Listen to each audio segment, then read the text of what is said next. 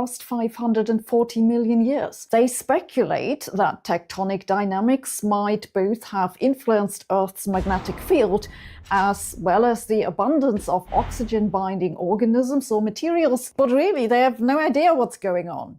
You might want to pause work on your theory of everything for a moment to take this on. This makes no sense. In a study that just appeared in Science Advances, geoscientists report a mysterious correlation between the strength of Earth's magnetic field and atmospheric oxygen levels in the past 540 million years. They speculate that tectonic dynamics might both have influenced Earth's magnetic field as well as the abundance of oxygen-binding organisms or materials, but really they have no idea what's going on. You might want to pause work on your theory of everything for a moment to take this on. This makes no sense. In a study that just appeared in Science Advances, geoscientists report a mysterious correlation between the strength of Earth's magnetic field and atmospheric oxygen levels in the past 540 million years. They speculate that tectonic dynamics might both have influenced Earth's magnetic field as well as the abundance of oxygen-binding organisms or materials, but really they have no idea what's going on. You might want to pause work on your theory of everything for a moment to take this on.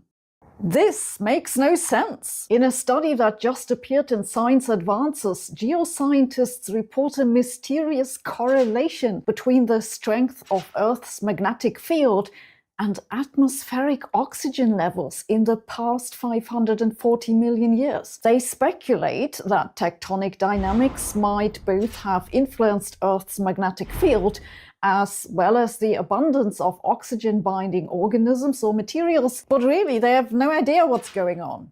You might want to pause work on your theory of everything for a moment to take this on. This makes no sense. In a study that just appeared in Science Advances, General Nerd, what is this?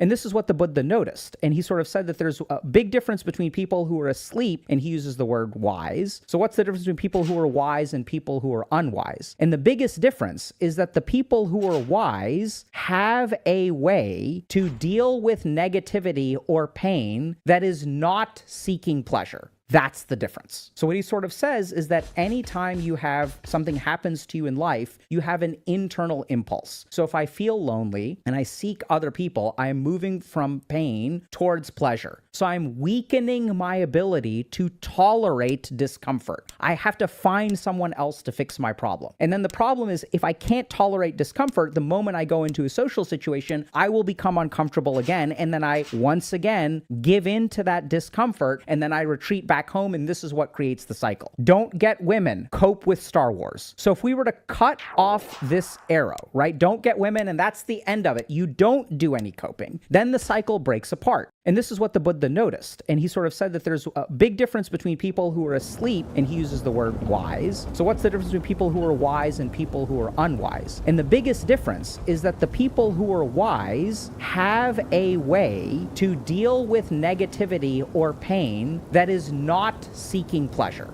That's the difference. So what he sort of says is that anytime you have something happens to you in life, you have an internal impulse. So if I feel lonely and I seek other people, I am moving from pain towards pleasure. So I'm weakening my ability to tolerate discomfort. I have to find someone else to fix my problem. And then the problem is, if I can't tolerate discomfort, the moment I go into a social situation, I will become uncomfortable again. And then I once again give in to that discomfort, and then I retreat back home, and this is what creates the cycle. Don't get women, cope with Star Wars. So if we were to cut off this arrow, right? Don't get women, and that's the end of it. You don't do any coping. Then the cycle breaks apart. And this is what the Buddha noticed. And he sort of said that there's a big difference between people who are asleep, and he uses the word wise. So what's the difference between people who are wise and people who are unwise? And the biggest difference is that the people who are wise have a way to deal with negativity or pain that is not seeking pleasure. That's the difference. So what he sort of says is that anytime you have something happens to you in life, you have an internal impulse. So if I feel lonely and I seek other people, I am moving from pain towards pleasure. So I'm weakening my ability to tolerate discomfort. I have to find someone else to fix my problem. And then the problem is, if I can't tolerate discomfort, the moment I go into a social situation, I will become uncomfortable again, and then I once again give in to that discomfort, and then I retreat back home, and this is what creates the cycle. Don't get women, cope with Star Wars. So if we were to cut off this arrow, right? Don't get women, and that's the end of it. You don't do any coping. Then the cycle breaks apart. And this is what the Buddha noticed. And he sort of said that there's a big difference between people who are asleep, and he uses the word wise. So what's the difference between people who are wise and people who are unwise? And the biggest difference is that the people who are wise have a way to deal with negativity or pain that is not seeking pleasure. That's the difference. So what he sort of says is that anytime you have something happens to you in life, you have an internal impulse. So if I feel lonely and I seek other people, I'm moving from pain towards pleasure. So I'm weakening my ability to tolerate discomfort. I have to find someone else to fix my problem. And then the problem is, if I can't tolerate discomfort, the moment I go into a social situation, I will become uncomfortable again, and then I once again give in to that discomfort, and then I retreat back home, and this is what creates the cycle. Don't get women, cope with Star Wars. So if we were to cut off this arrow, right? Don't get women, and that's the end of it. You don't do any coping. Then the cycle breaks apart. And this is what the Buddha noticed. And he sort of said that there's a big difference between people who are asleep, and he uses the word wise. So what's the difference between people who are wise and people who are unwise? And the biggest difference is that the people who are wise have a way to deal with negativity or pain that is not seeking pleasure. That's the difference. So what he sort of says is that anytime you have something happens to you in life, you have an internal impulse. So if I feel lonely and I seek other people, I'm moving from pain towards pleasure. So I'm weakening my ability to tolerate discomfort. I have to find someone else to fix my problem. And then the problem is, if I can't tolerate discomfort, the moment I go into a social situation, I will become uncomfortable again, and then I once again give in to that discomfort, and then I retreat back home, and this is what creates the cycle. Don't get women, cope with Star Wars. So if we were to cut off this arrow, right? Don't get women, and that's the end of it. You don't do any coping. Then the cycle breaks apart. And this is what the Buddha noticed. And he sort of said that there's a big difference between people who are asleep, and he uses the word wise. So what's the difference between people who are wise and people who are unwise? And the biggest difference is that the people who are wise have a way to deal with negativity or pain that is not seeking pleasure. That's the difference. So what he sort of says is that anytime you have something happens to you in life, you have an internal impulse. So if I feel lonely and I seek other people, I'm moving from pain towards pleasure. So I'm weakening my ability to tolerate discomfort. I have to find someone else to fix my problem. And then the problem is, if I can't tolerate discomfort, the moment I go into a social situation, I will become uncomfortable again, and then I once again give in to that discomfort, and then I retreat back home, and this is what creates the cycle. Don't get women, cope with Star Wars. So if we were to cut off this arrow, right? Don't get women, and that's the end of it. You don't do any coping. Then the cycle breaks apart. And this is what the Buddha noticed. And he sort of said that there's a big difference between people who are asleep, and he uses the word wise. So what's the difference between people who are wise and people who are unwise? And the biggest difference is that the people who are wise have a way to deal with negativity or pain that is not seeking pleasure.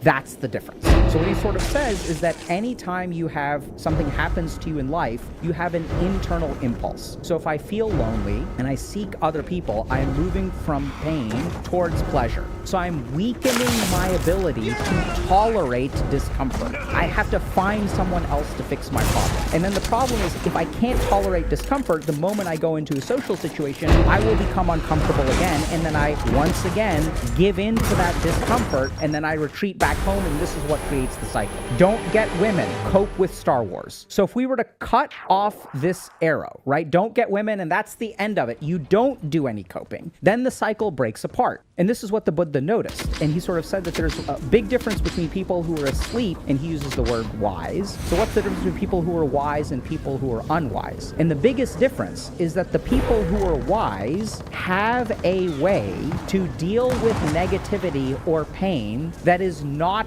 seeking pleasure. That's the difference. So what he sort of says is that anytime you have something happens to you in life, you have an internal impulse. So if I feel lonely and I seek other people, I am moving from pain towards pleasure. So I'm weakening my ability to tolerate discomfort. I have to find someone else to fix my problem. And then the problem is, if I can't tolerate discomfort, the moment I go into a social situation, I will become uncomfortable again, and then I once again give in to that discomfort, and then I retreat back home, and this is what creates the cycle. Don't get women, cope with Star Wars. So if we were to cut off this era, right? Don't get women, and that's the end of it. You don't do any coping. Then the cycle breaks apart. And this is what the Buddha noticed. And he sort of said that there's a big difference between people who are asleep, and he uses the word wise. So what's the difference between people who are wise and people who are unwise? And the biggest difference is that the people who are wise have a way to deal with negativity or pain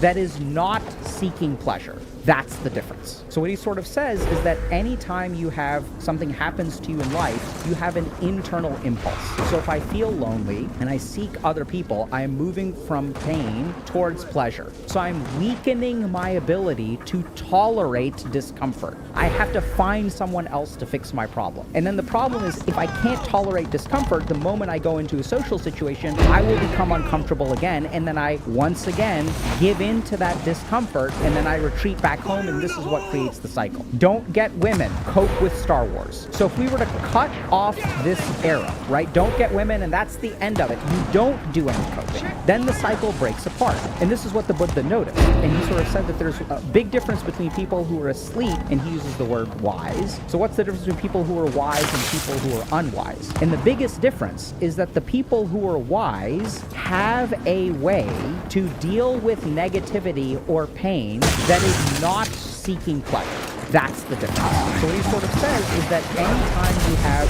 something happens to you in life, you have an internal impulse. So if I feel lonely and I seek other people, I am moving from pain towards pleasure. So I'm weakening my ability to tolerate discomfort. I have to find someone else to fix my problem. And then the problem is, if I can't tolerate discomfort, the moment I go into a social situation, I will become uncomfortable again, and then I once again give in to that discomfort, and then I retreat back home, and this is what creates the cycle. Don't get women, cope with Star Wars. So if we were to cut off this era, right? Don't get women, and that's the end of it. You don't do any coping.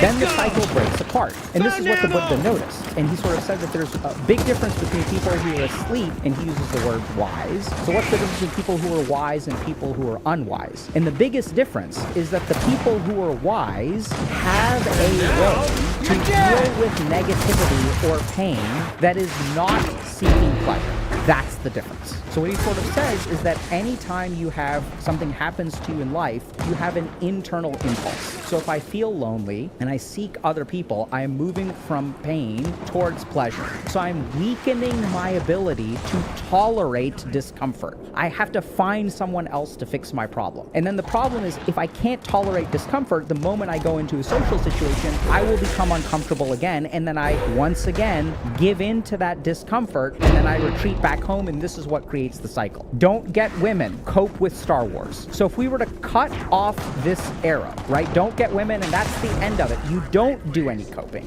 Then the cycle breaks apart. And this is what the Buddha noticed. And he sort of said that there's a big difference between people who are asleep, you're going to and he uses recover the from word that? wise. So what's the difference between people who are wise and people who are unwise? And the biggest difference is that the people who are wise have a way to deal with negativity or pain that is not seeking pleasure. That's the difference. So what he sort of says is that anytime you have something happens to you in life, you have an internal impulse. So if I feel lonely and I seek other people, I am moving from pain towards pleasure. So I'm weakening my ability to tolerate discomfort. I have to find someone else to fix my problem. And then the problem is, if I can't tolerate discomfort, the moment I go into a social situation, I will become uncomfortable again, and then I once again give in to that discomfort, and then I retreat back back home, and this is what creates the cycle. Don't get women, cope with Star Wars. So if we were to cut off this arrow, right? Don't get women, and that's the end of it. You don't do any coping. Then the cycle breaks apart. And this is what the Buddha noticed. And he sort of said that there's a big difference between people who are asleep, and he uses the word wise. So what's the difference between people who are wise and people who are unwise? And the biggest difference is that the people who are wise have a way to deal with negativity or pain that is not seeking pleasure. That's the difference. So what he sort of says is that anytime you have something happens to you in life, you have an internal impulse. So if I feel lonely and I seek other people, I am moving from pain towards pleasure. So I'm weakening my ability to tolerate discomfort. I have to find someone else to fix my problem. And then the problem is, if I can't tolerate discomfort, the moment I go into a social situation, I will become uncomfortable again. And then I once again give in to that discomfort, and then I retreat back home, and this is what creates the cycle. Don't get women, cope with Star Wars. So if we were to cut off this arrow, right? Don't get women, and that's the end of it. You don't do any coping. Then the cycle breaks apart. And this is what the Buddha noticed. And he sort of said that there's a big difference between people who are asleep, and he uses the word wise. So what's the difference between people who are wise and people who are unwise? And the biggest difference is that the people who are wise have a way to deal with negativity or pain that is not seeking pleasure. That's the difference. So what he sort of says is that anytime you have something happens to you in life, you have an internal impulse. So if I feel lonely and I seek other people, I am moving from pain towards pleasure. So I'm weakening my ability to tolerate discomfort. I have to find someone else to fix my problem. And then the problem is, if I can't tolerate discomfort, the moment I go into a social situation, I will become uncomfortable again. And then I once again give in to that discomfort, and then I retreat back home, and this is what creates the cycle. Don't get women, cope with Star Wars. So if we were to cut off this arrow, right? Don't get women, and that's the end of it. You don't do any coping. Then the cycle breaks apart. And this is what the Buddha noticed. And he sort of said that there's a big difference between people who are asleep, and he uses the word wise. So what's the difference between people who are wise and people who are unwise? And the biggest difference is that the people who are wise have a way to deal with negativity or pain that is not seeking pleasure. That's the difference. So what he sort of says is that anytime you have something happens to you in life, you have an internal impulse. So if I feel lonely and I seek other people, I am moving from pain towards pleasure. So I'm weakening my ability to tolerate discomfort. I have to find someone else to fix my problem. And then the problem is, if I can't tolerate discomfort, the moment I go into a social situation, I will become uncomfortable again. And then I once again give in to that discomfort, and then I retreat back home, and this is what creates the cycle. Don't get women, cope with Star Wars. So if we were to cut off this arrow, right? Don't get women, and that's the end of it. You don't do any coping. Then the cycle breaks apart. And this is what the Buddha noticed. And he sort of said that there's a big difference between people who are asleep, and he uses the word wise. So what's the difference between people who are wise and people who are unwise? And the biggest difference is that the people who are wise have a way to deal with negativity or pain that is not seeking pleasure.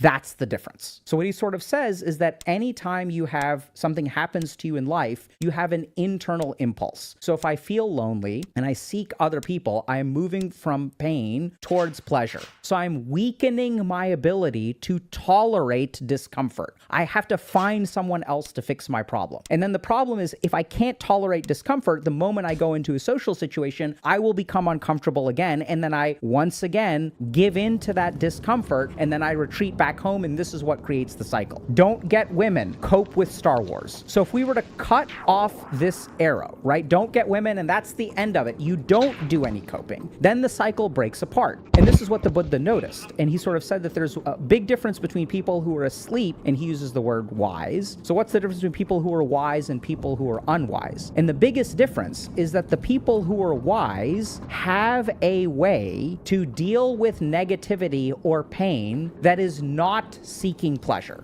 That's the difference. So what he sort of says is that anytime you have something happens to you in life, you have an internal impulse. So if I feel lonely and I seek other people, I am moving from pain towards pleasure. So I'm weakening my ability to tolerate discomfort. What the hell?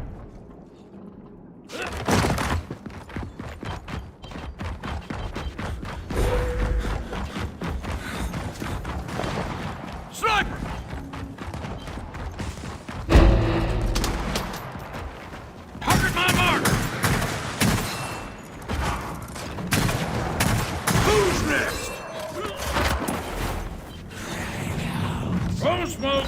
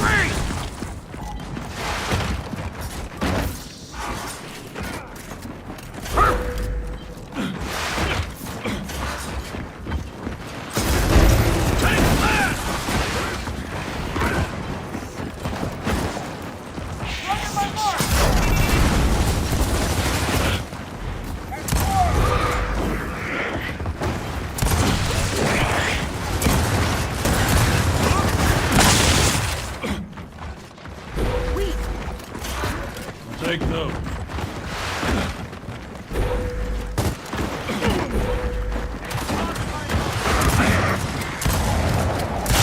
Thought you'd be harder to kill.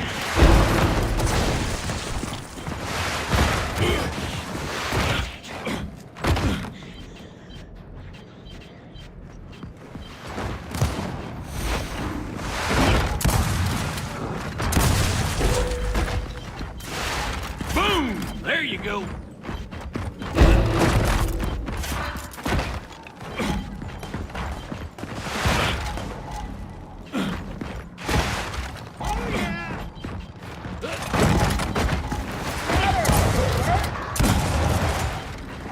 This is battle at its best.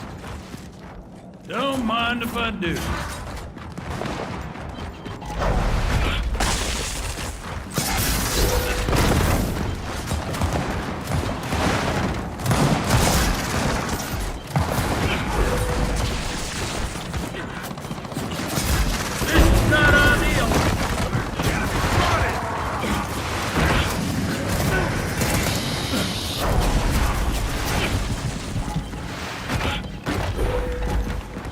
Good find.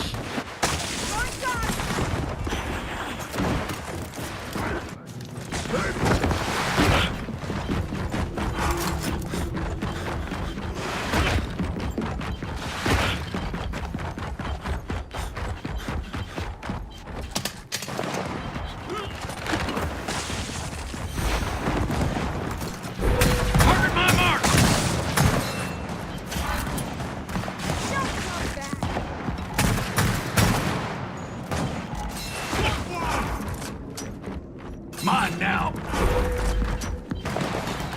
Damn it, not now! Smoke out!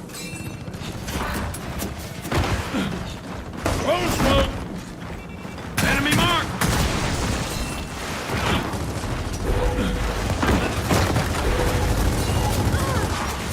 I will be merciful! Missed it.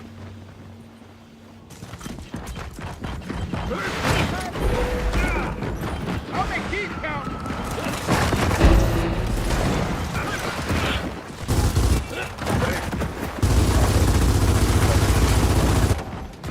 Watch and learn, kid. Lights out.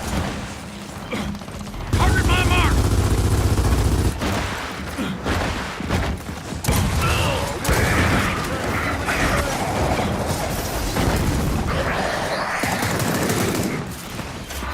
I don't think this has been great. Roll smoke. We got some fight left in us yet.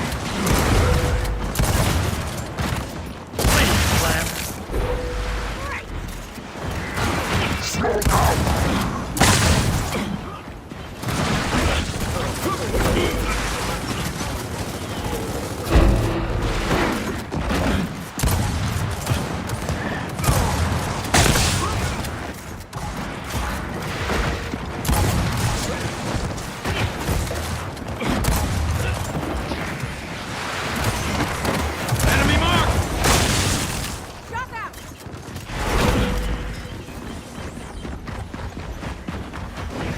Incoming smoke!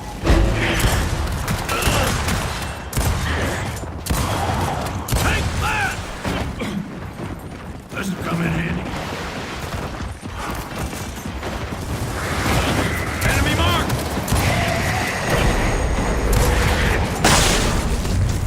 Ammo here! Got it.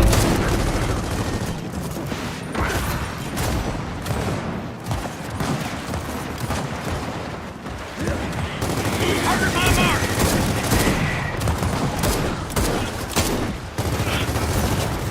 Good to go. I'm ready.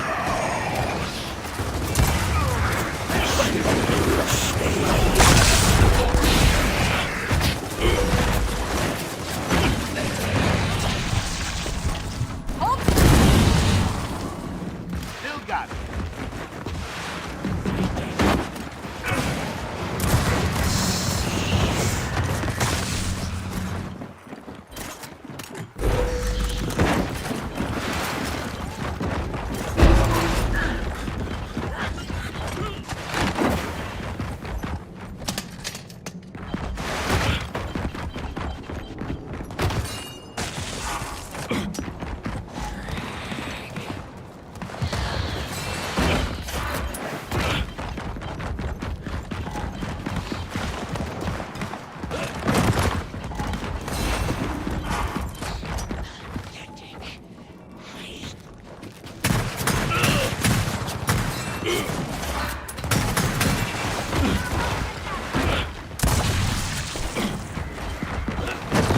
Want some of this? Smoke out!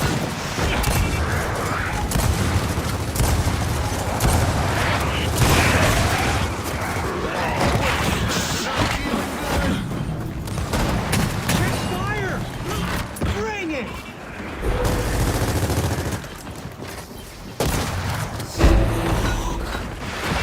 Enemy mark!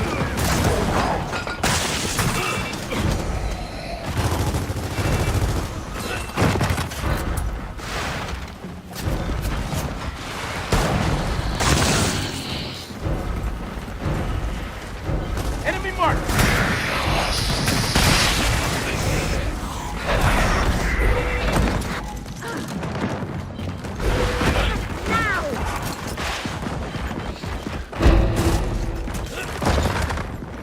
Roll smoke!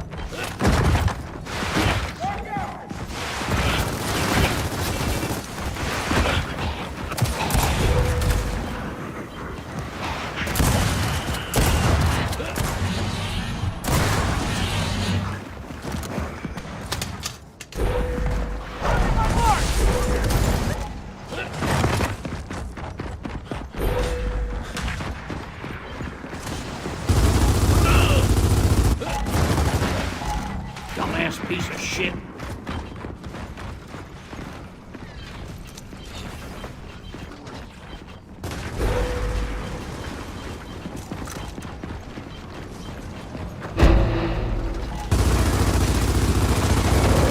got some fight left in us yet.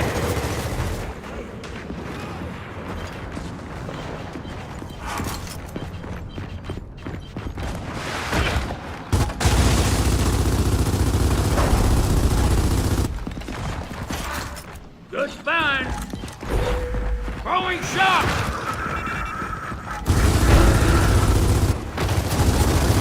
Enemy mark!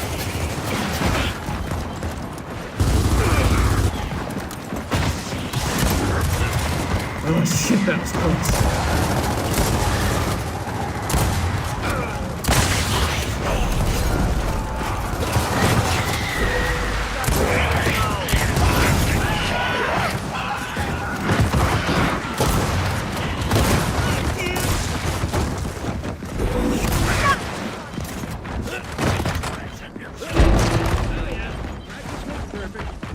Shit, thought you'd be harder to kill.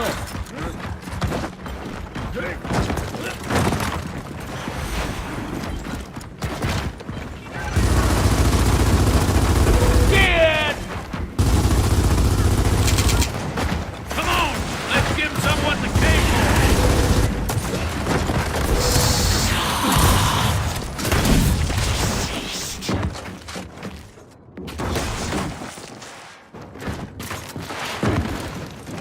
I'll take that.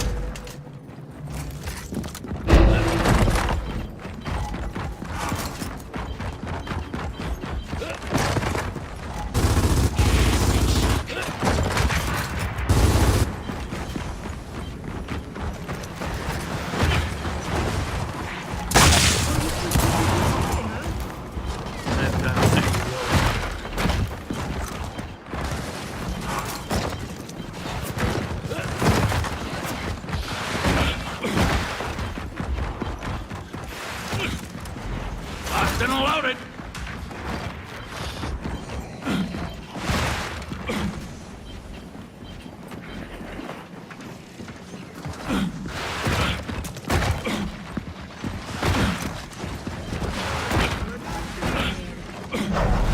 Target my mark.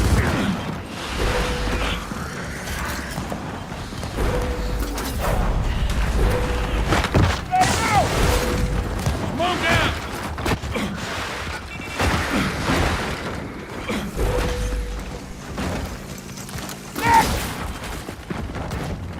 I'll take that. That job's done.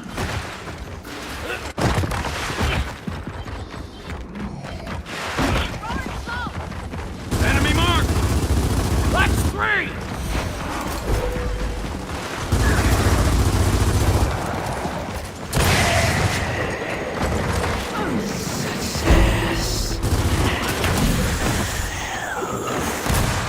Incoming smoke!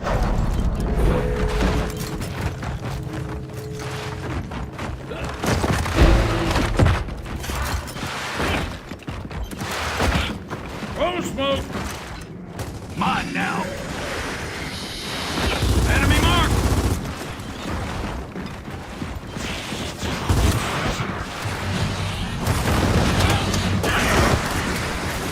No next time for you!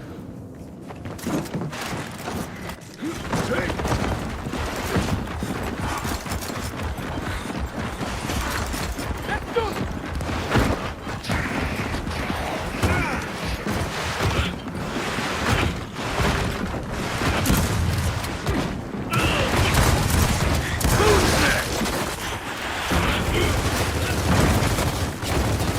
Roll smoke.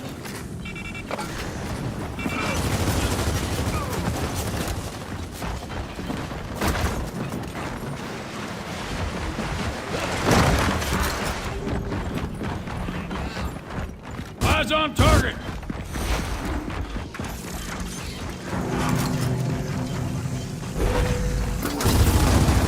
Out of the way.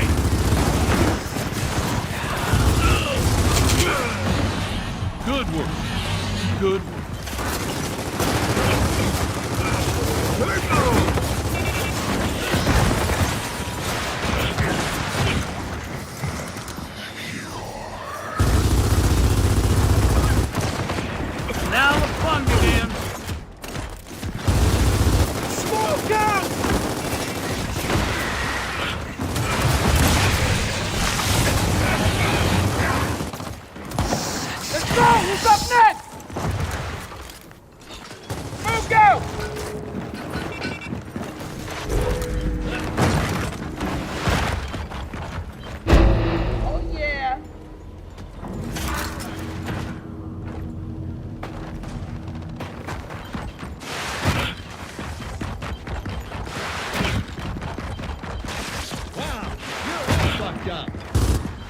Let's do this!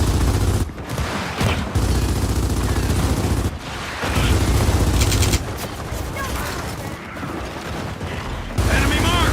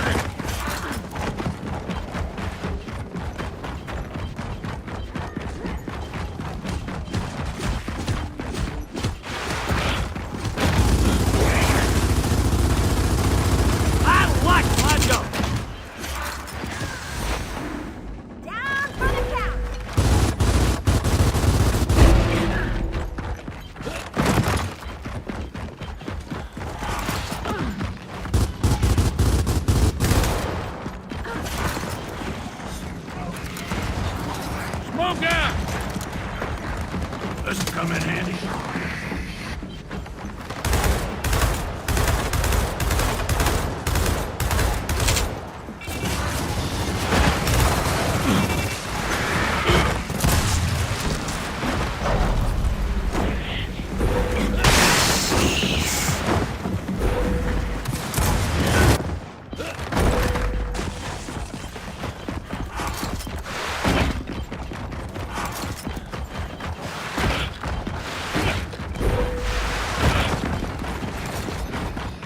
I'll take that.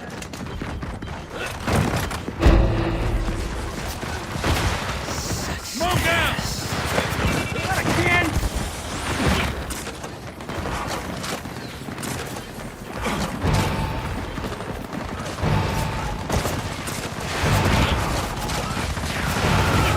That was a little too close.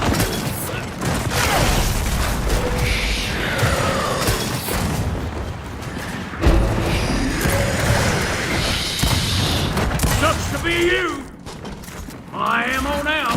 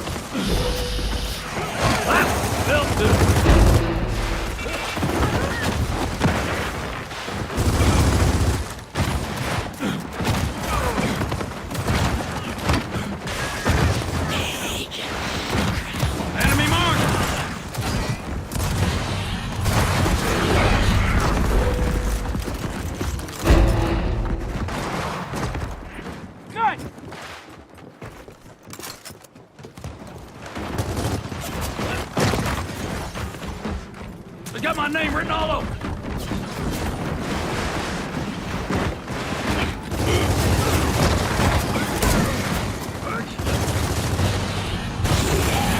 Throwing shock!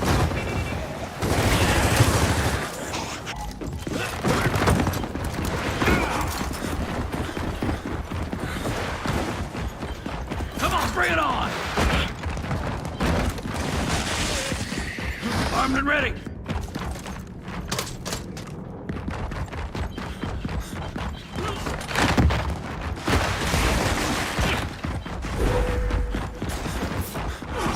Enemy mark! Oh, that was good. Want some of this?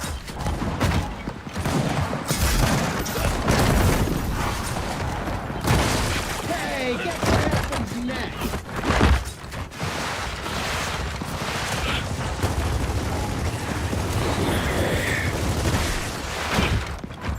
Oh yeah!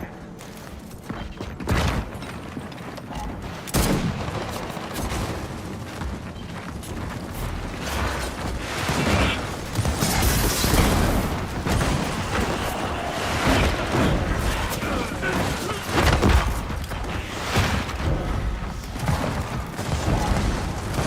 go! That's what I thought.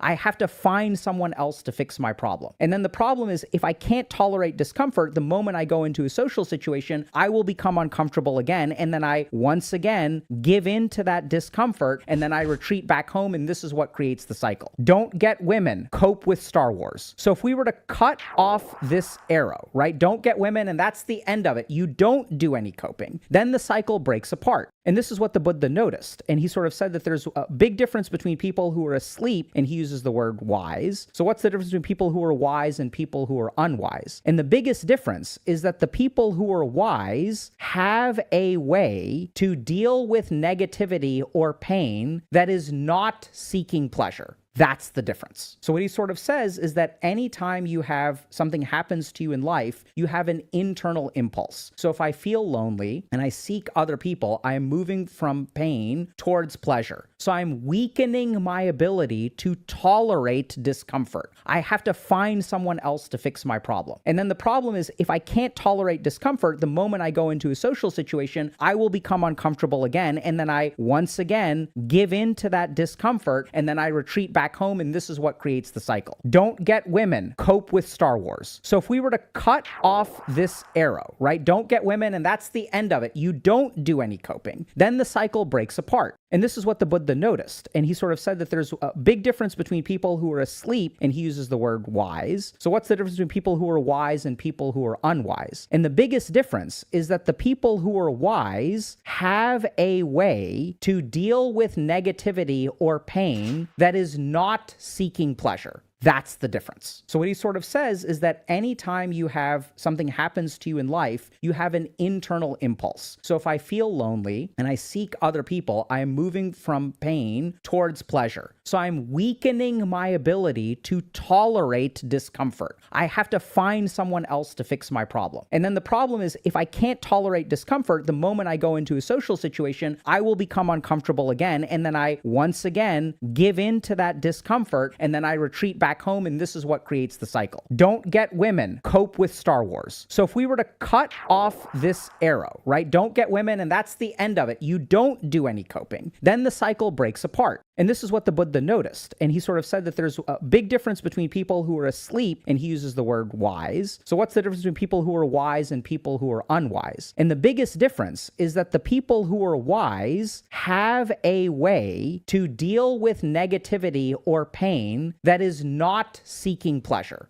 That's the difference. So what he sort of says is that anytime you have something happens to you in life, you have an internal impulse. So if I feel lonely and I seek other people, I am moving from pain towards pleasure. So I'm weakening my ability to tolerate discomfort. I have to find someone else to fix my problem. And then the problem is, if I can't tolerate discomfort, the moment I go into a social situation, I will become uncomfortable again. And then I once again give in to that discomfort, and then I retreat back home, and this is what creates the cycle. Don't get women, cope with Star Wars. So if we were to cut off this arrow, right? Don't get women, and that's the end of it. You don't do any coping. Then the cycle breaks apart. And this is what the Buddha noticed. And he sort of said that there's a big difference between people who are asleep, and he uses the word wise. So what's the difference between people who are wise and people who are unwise? And the biggest difference is that the people who are wise have a way to deal with negativity or pain that is not seeking pleasure. That's the difference. So what he sort of says is that anytime you have something happens to you in life, you have an internal impulse. So if I feel lonely and I seek other people, I am moving from pain towards pleasure. So I'm weakening my ability to tolerate discomfort. I have to find someone else to fix my problem. And then the problem is, if I can't tolerate discomfort, the moment I go into a social situation, I will become uncomfortable again. And then I once again give in to that discomfort, and then I retreat back home, and this is what creates the cycle. Don't get women, cope with Star Wars. So if we were to cut off this arrow, right? Don't get women, and that's the end.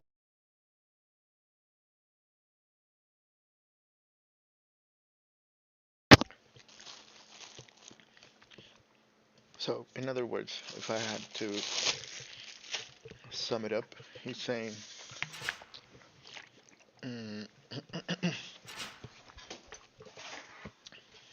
what is basically saying, the main idea is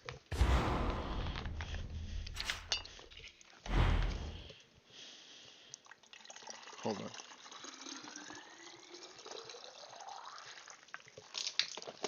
Oops.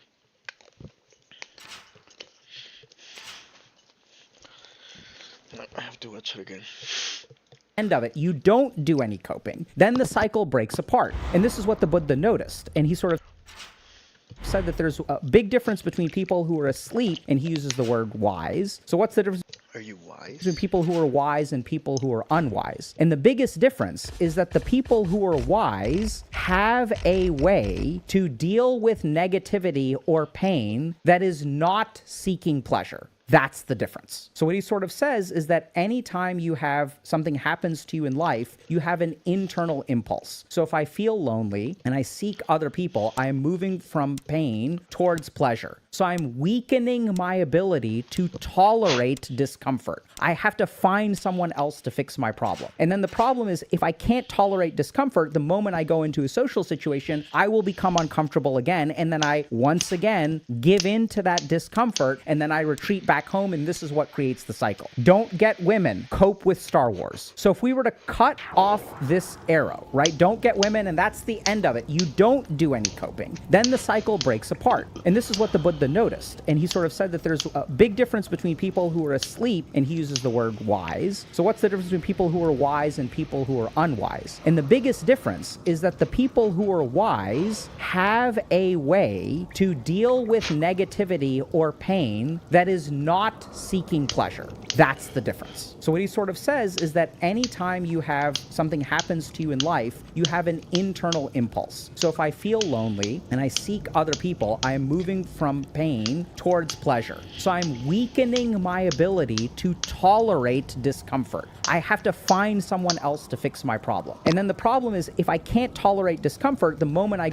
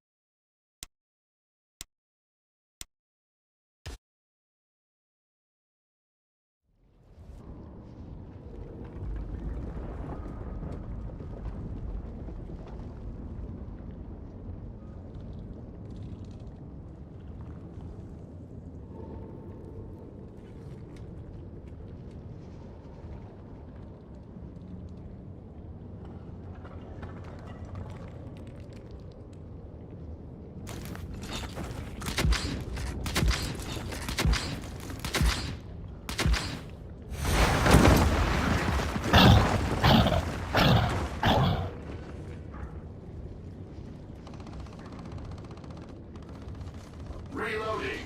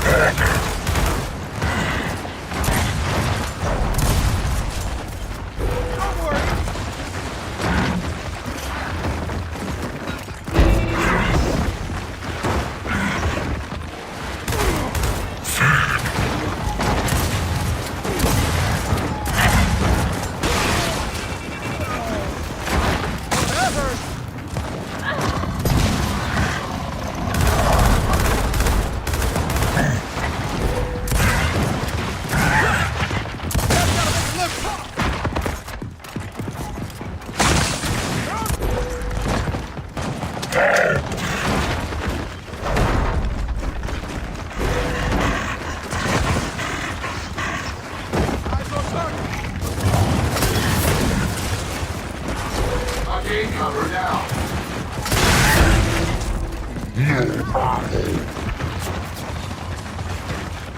Smoke out.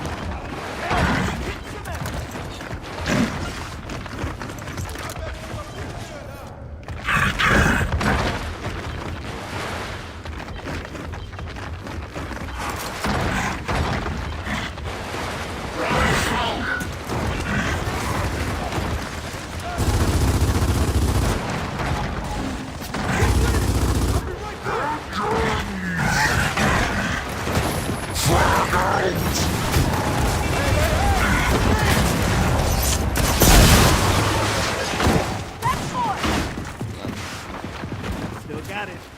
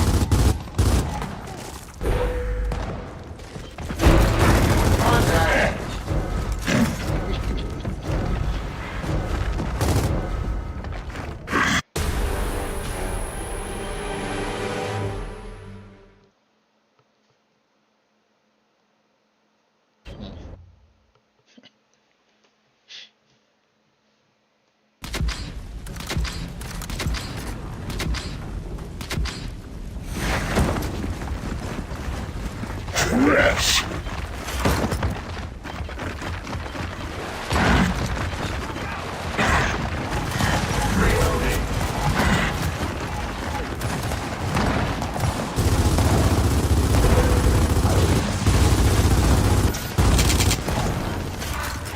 Sighted.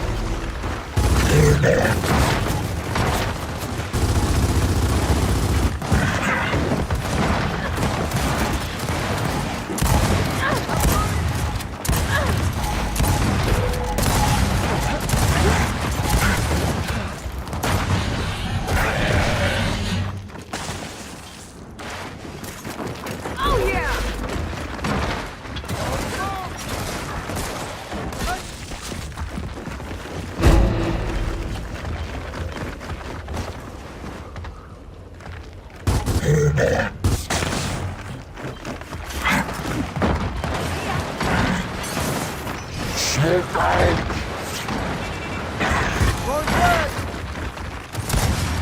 Back up!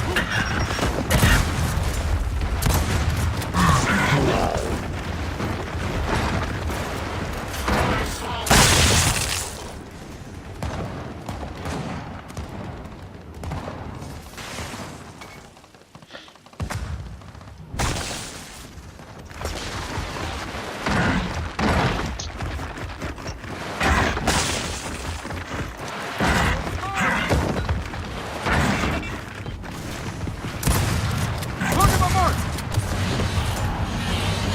Tell your friends I said hello. And down you go!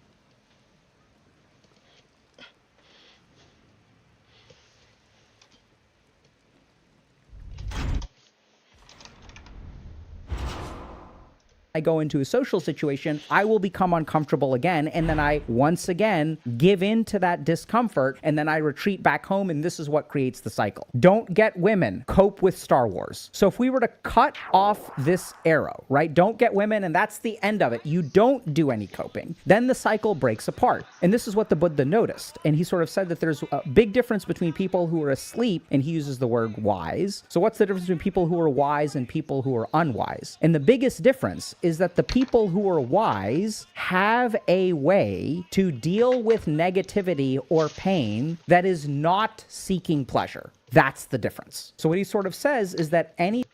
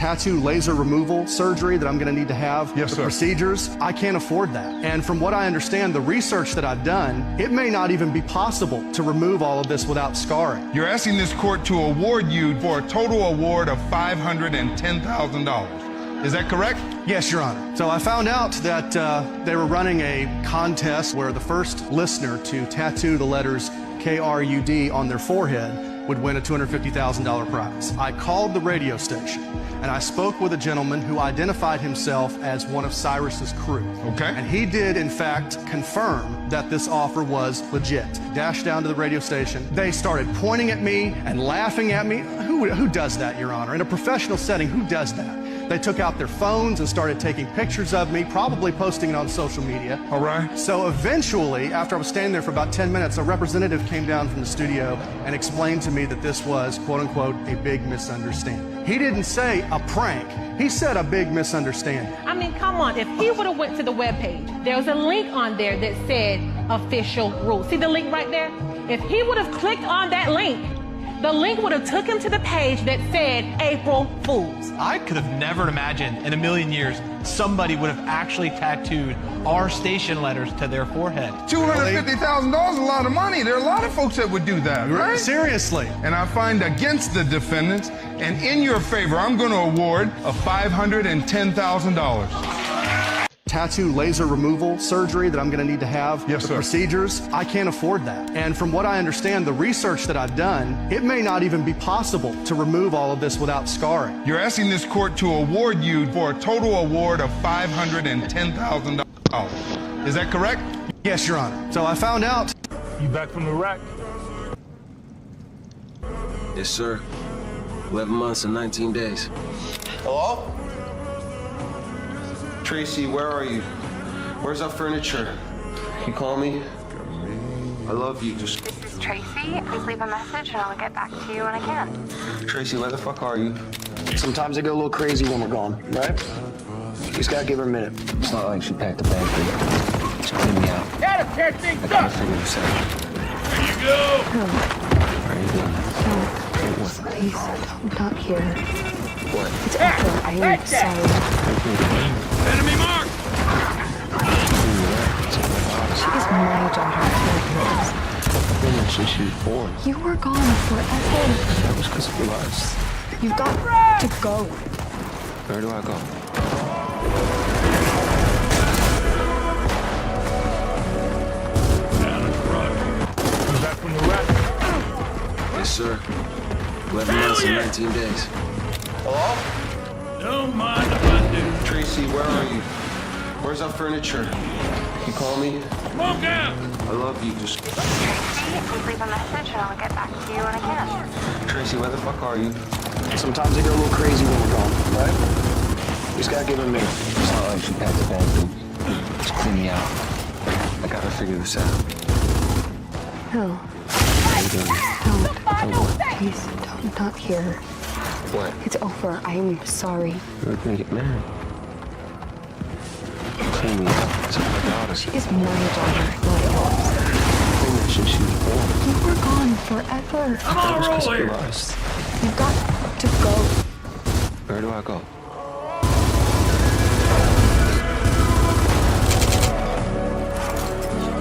Home smoke! You back from Iraq? Yes, sir. 11 months and 19 days. Hello? Tracy, where are you? Where's our furniture? You call Come me? on, bring it on! I love you. Just Tracy, please leave a message and I'll get back to you when I can. Tracy, where the fuck are you?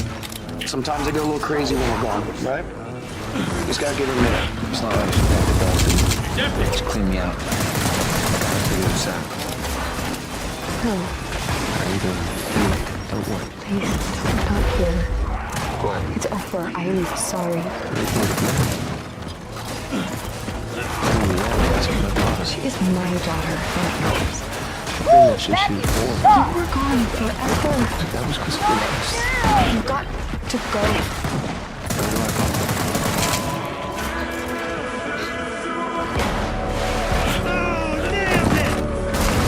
You back from Iraq? Yes, sir. 11 months and 19 days. Hello? Tracy, Tracy, where are you? Where's our furniture? You call me? Incoming smoke! Tracy, leave a message and I'll get back to you in a minute. Tracy, where the fuck are you? Sometimes I get a little crazy when we're gone, right? Just gotta give her a minute. It's not like she packed the bag, dude. Just clean me out. I gotta figure this out. Don't. Like what? I'm not here. What? It's Efra. I am sorry. We're gonna get married. She is my daughter, not yours. I've been there since she was born. You were gone forever. That was because of us. You got to go. Where do I go? Target my mark! Yes, sir. 11 months and 19 days. Sucks to be you! Tracy, where are you? Where's our furniture? You call me? I love you. Tracy, let me party. Sometimes I get a little crazy when we're gone, right? Just gotta give her a minute. It's not like she packed the bag. Just clean me out. I gotta figure this out.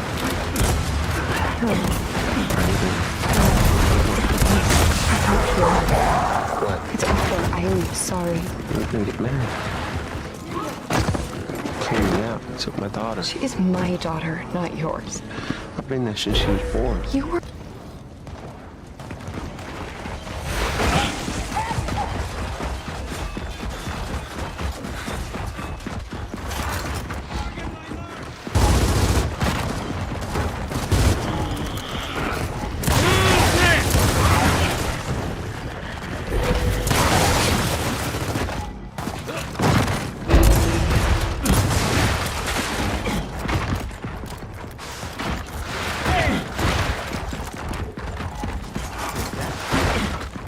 I got my name written all over.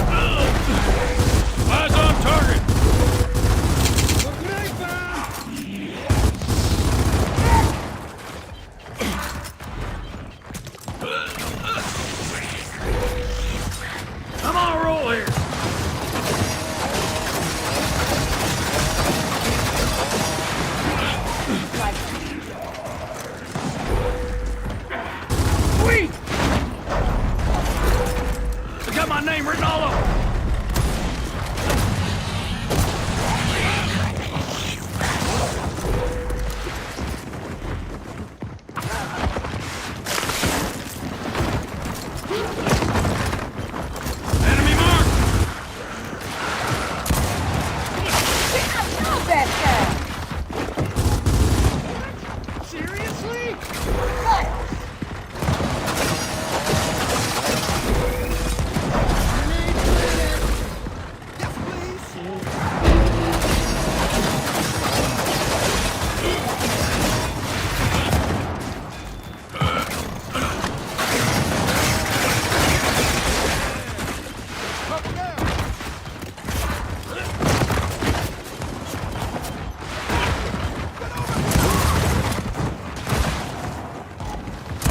target!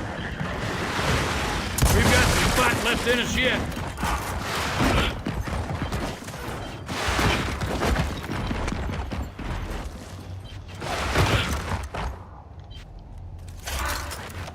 Target my mark!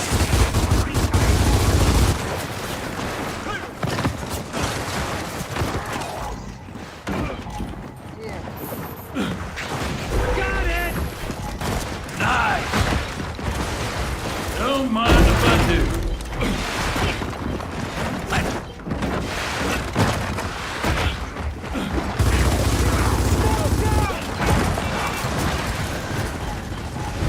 Eyes on target! Wait, Slap. I need a new assistant. Head to head. Engaging!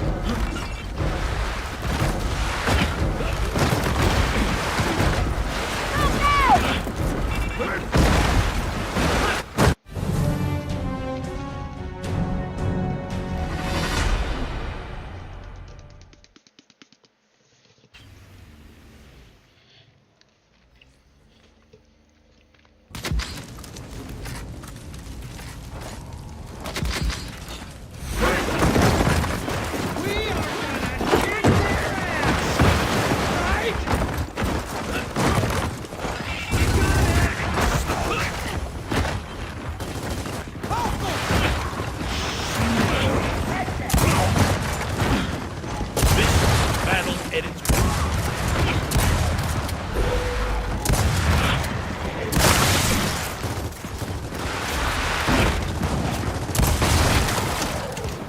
Enemy mark!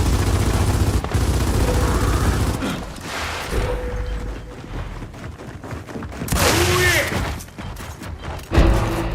Yes, please.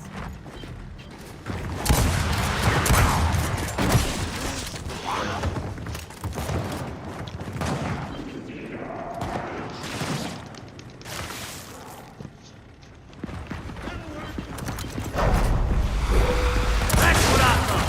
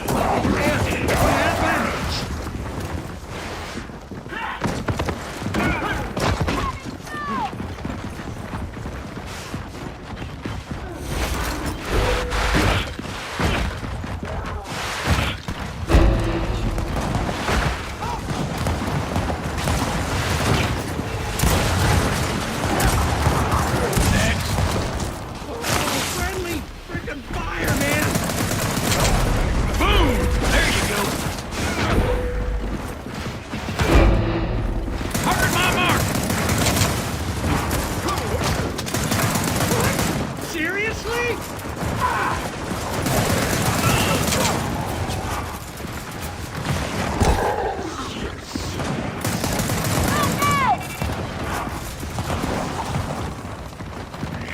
Eyes on target. That's how it's done. That's what I thought.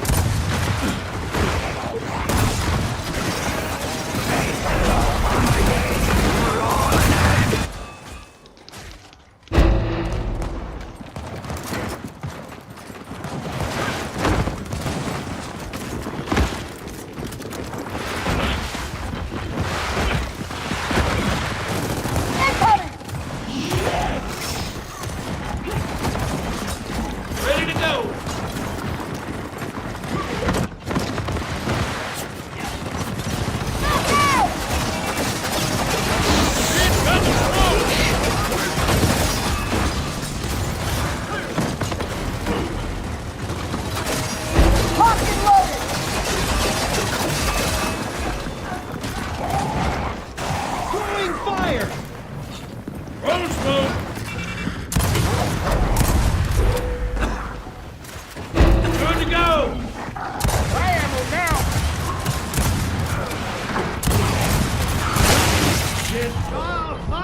mistake! Gotcha!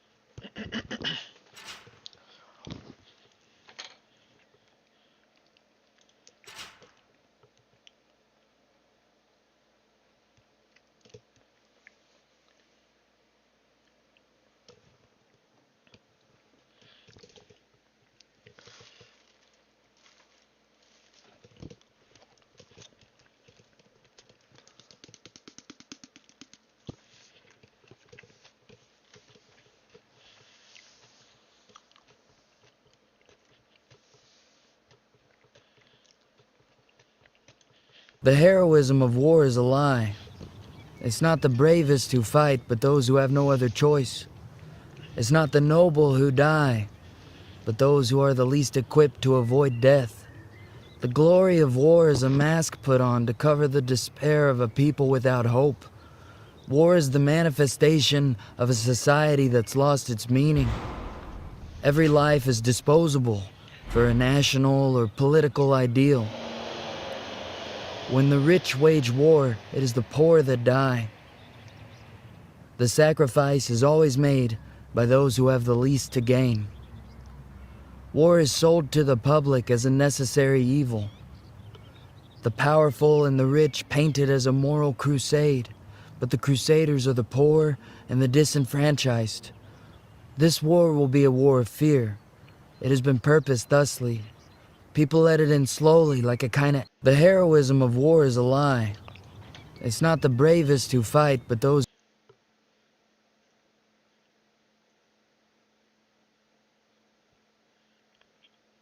The most feared.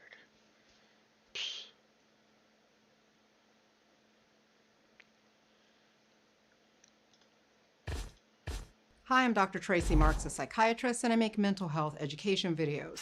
It turns out our brains are wired for social interaction, and when we don't get it, the brain changes and you lose nerve connections in certain parts of the brain. Before COVID, this issue was more noticeable in older people who lived alone, cut off from their families, and maybe unable to drive. Researchers saw that the social isolation hastened the age-related cognitive decline and was a risk for developing Alzheimer's disease. But with COVID and the ensuing lockdown, we see the evidence of these brain changes in younger people. You may experience it as brain fog. Brain fog can be a lot of things, but in general, you can think and process information slower. You can have trouble finding words. You can feel mentally tired and draggy, even though you haven't done anything that's physically tiring. Why would social isolation do this? Your brain is made up of a network of nerves that connect to one another. The tighter the connections between the nerves, the better they are able to transmit signals from one nerve to another. Inflammation loosens these connections, as does social isolation. Social isolation affects your social cognition. Social cognition is a set of skills that include being able to read someone's emotional expression, remembering and recognizing someone whose face is familiar to you, being able to interpret someone's tone of voice, and being able to empathize with another person and appreciate that they have their own desires, goals, and intentions. This last skill is called theory of mind. I don't know why it's called that, doesn't quite make sense to me, but that's just in case you read that in the articles that I have referenced. These skills are learned very early on, but we need social interaction to maintain them. So some aspect of isolation is that you lose these skills because you fall out of practice. But then there's the brain changes. In one of the studies that I referenced, researchers looked at structural MRI data from 32,000 people. That's a long study. The people... Attack!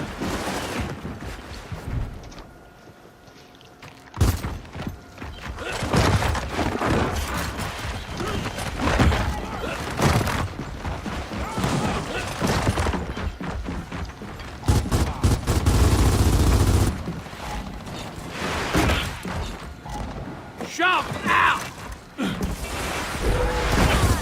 Eyes on target!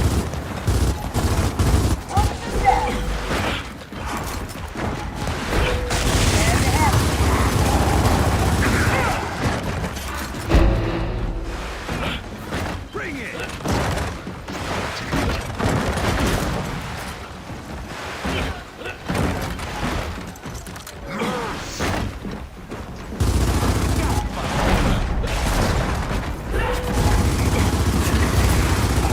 Let's see how long you last. Watch and learn, kid. What? Dead already? Don't mind if I do.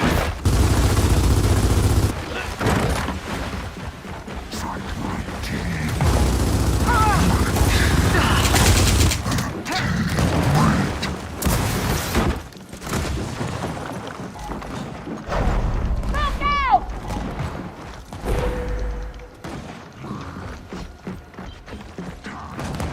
Mine now. Throwing shot!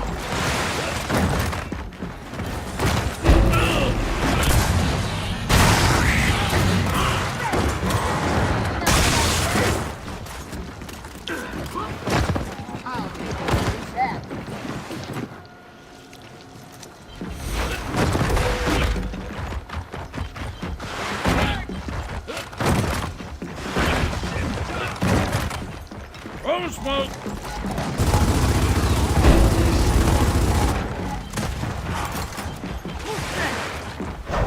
come in real handy.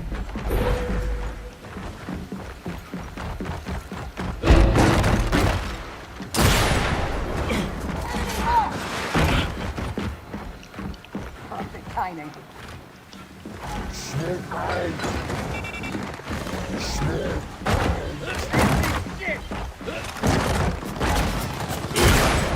Next! Throwing smoke!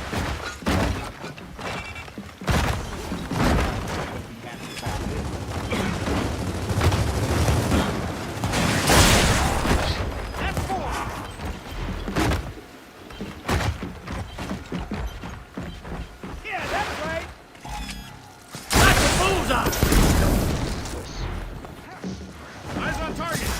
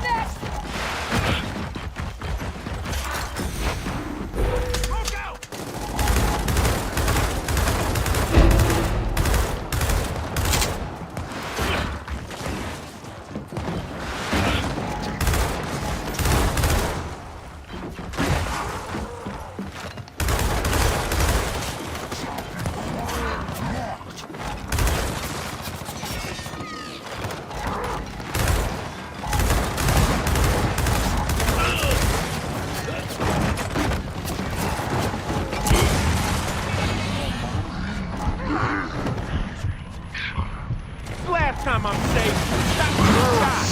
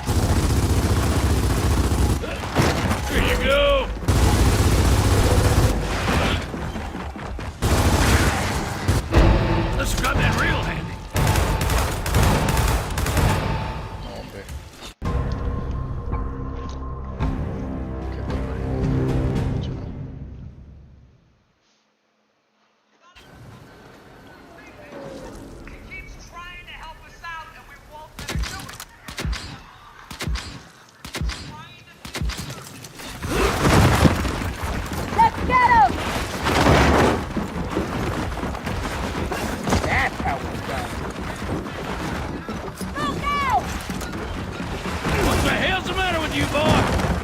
I'll take that. Don't dodge your left.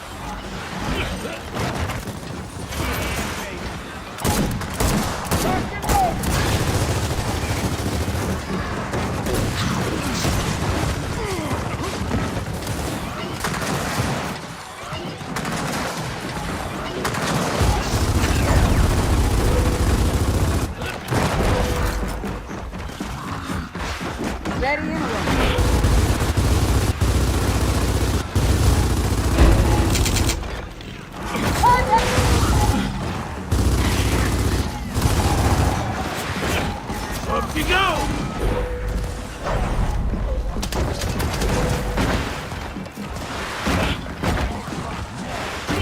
I'm gonna take this gun back where I stole it. Smoke out!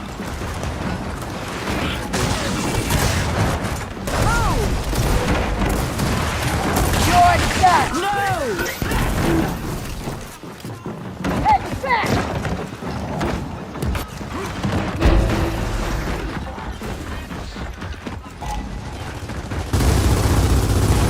Enemy contact! Looks dead to me!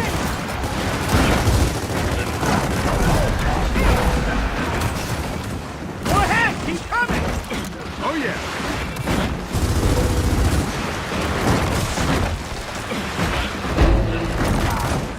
Incoming! Throwing smoke! Next! Okay!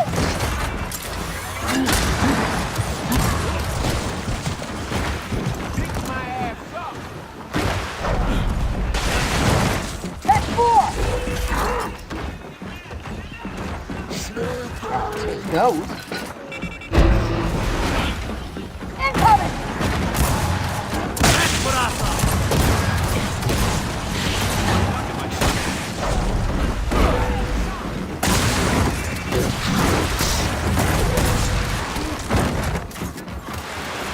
Up and at him.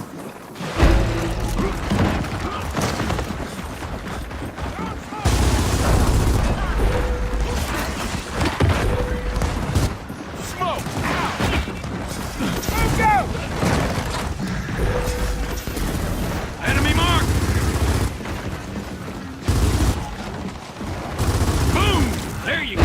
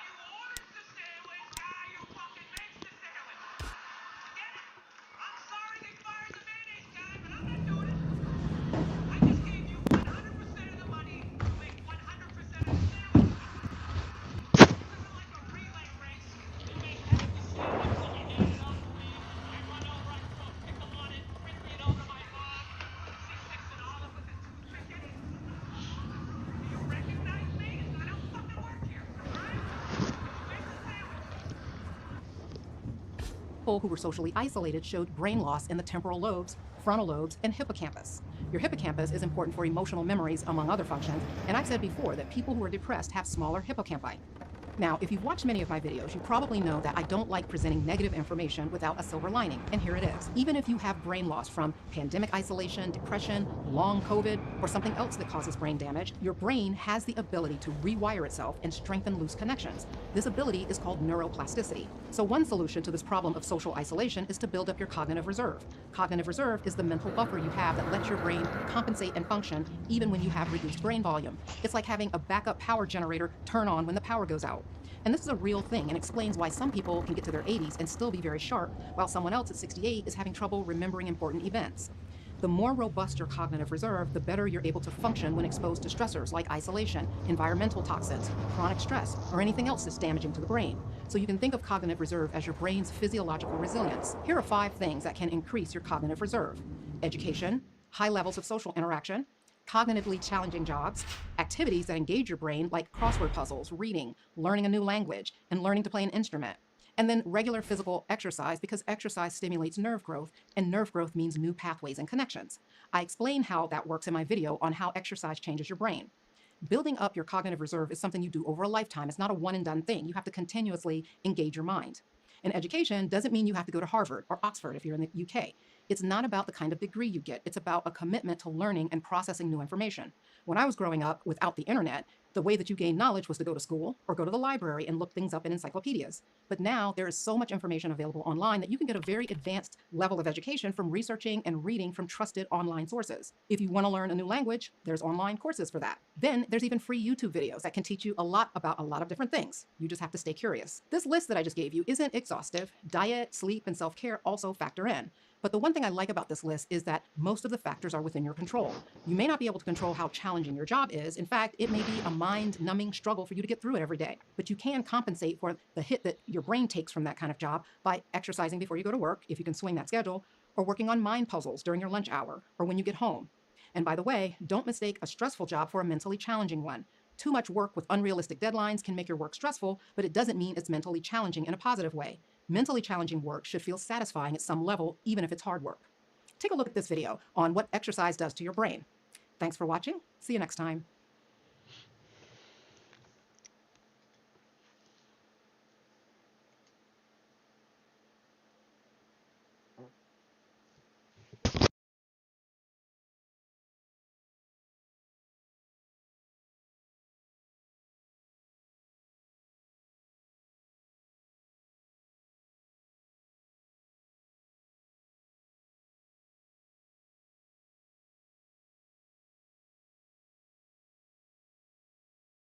Okay, here we go.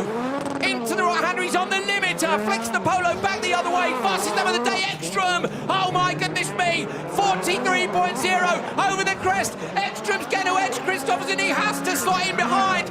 Epic battle. Come on, Matthias. That's exactly what we needed. Now you just got to keep it together for half a lap. Come Don't on, Johan. crack under that pressure. Have a look back at him. Come on, Johan. Big push. This is a battle of the 2 of the greatest drivers in the history of this sport. Ekstrom has thrown down big time. Christopherson responded. Ekstrom came back at him again. Christopherson looking up the inside. He's all crossed up in the polo. Gonna try and straighten out, get to the line first. Ekstrom comes up the inside line. Matthias Ekstrom from Johan Christopherson by a 1/10 of a second at Holliers. Okay, here we go. Into the right-hander, he's on the limiter. Flicks the polo back the other way. Fastest lap of the day, Ekstrom. Oh my goodness me. 43.0 over the crest. Ekstrom's going to edge Christopherson. He has to slot in behind. Epic battle. Come on, Matthias. That's exactly what we needed. Now you just got to keep it together for half a lap. Come Don't on, crack Johan. under that pressure. Have a look back at him. Come on, Johan. Big push. This is a battle of the 2 of the greatest drivers in the history of this sport. Ekstrom has thrown down big time. Christopherson responded. Ekstrom came back at him again. Christopherson looking up the inside. He's all crossed up in the polo. Gonna try and straighten out, get to the line first. Ekstrom comes up the inside line. Matthias Ekstrom from Johan Christopherson by a 1/10 of a second at Holliers. Okay, here we go. Into the right-hander, he's on the limiter. Flicks the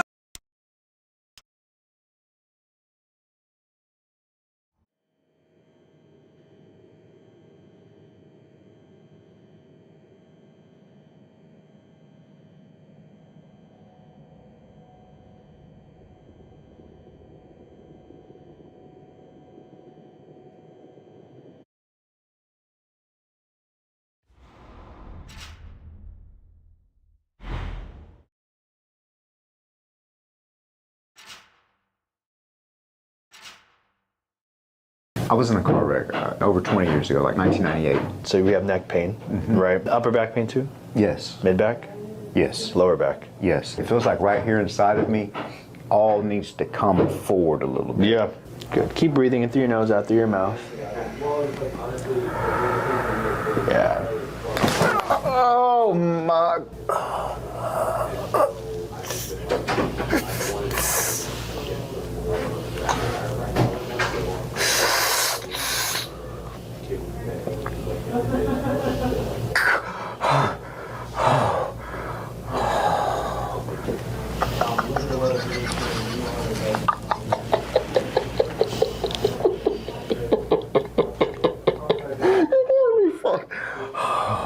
I felt that all the way down into my ass.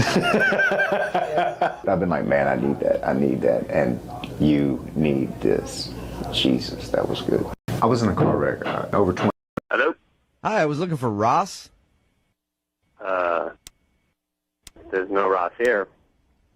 Is this 659? Yeah? Okay, and you're not Ross? Who's this? This is Jubal from Brook and Jubal in the Morning. I'm moving 92.5. Okay. Do you know Ross? Not really. Can I be honest with you? I'm having a hard time believing that this is not a guy named Ross. Or somebody that told someone else their name is Ross and gave them this number. I'll tell you why, okay? Because one of our listeners recently met you online. This is the number they have. They said your name was Ross. You had a profile set up and everything else. They drove 2 hours to meet you, and then you...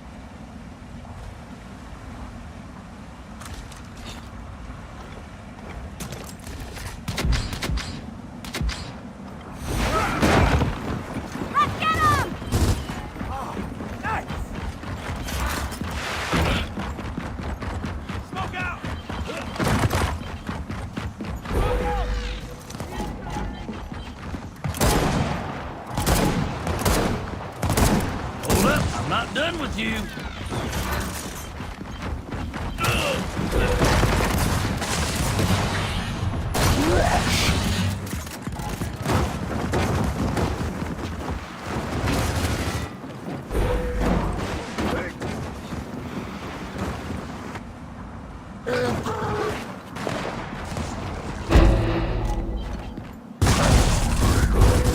Target my mark. Smoke out.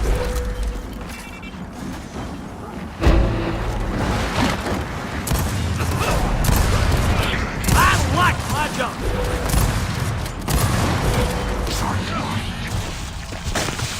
Oh.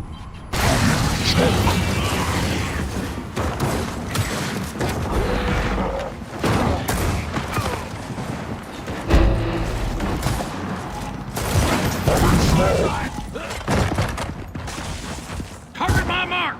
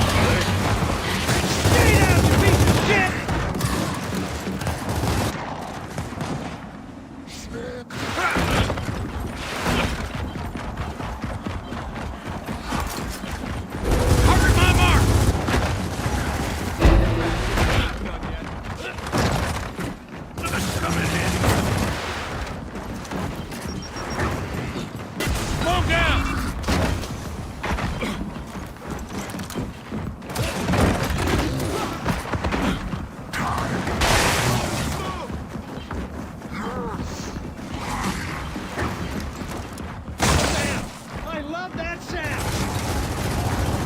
Oh, I killed you good.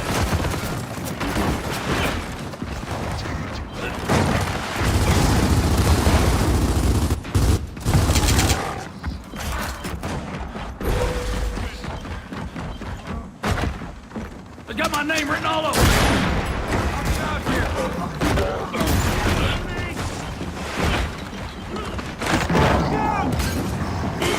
That's a bullseye. Swing out.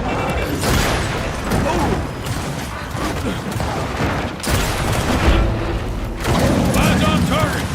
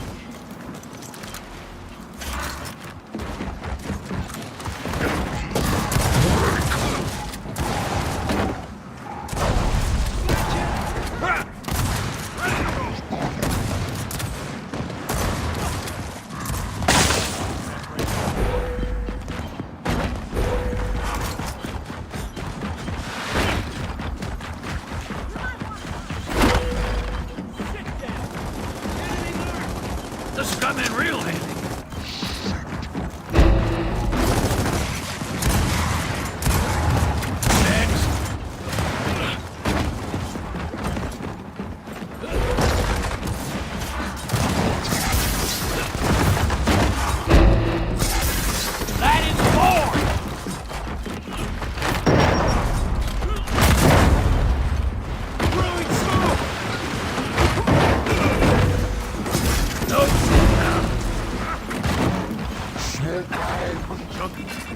Enemy mark! We've got some fight left in us yet.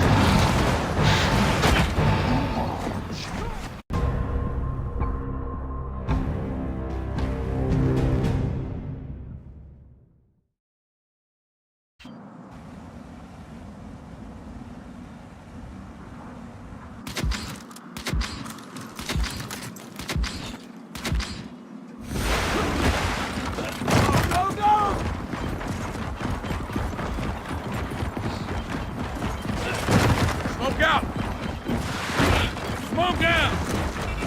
Eyes on target!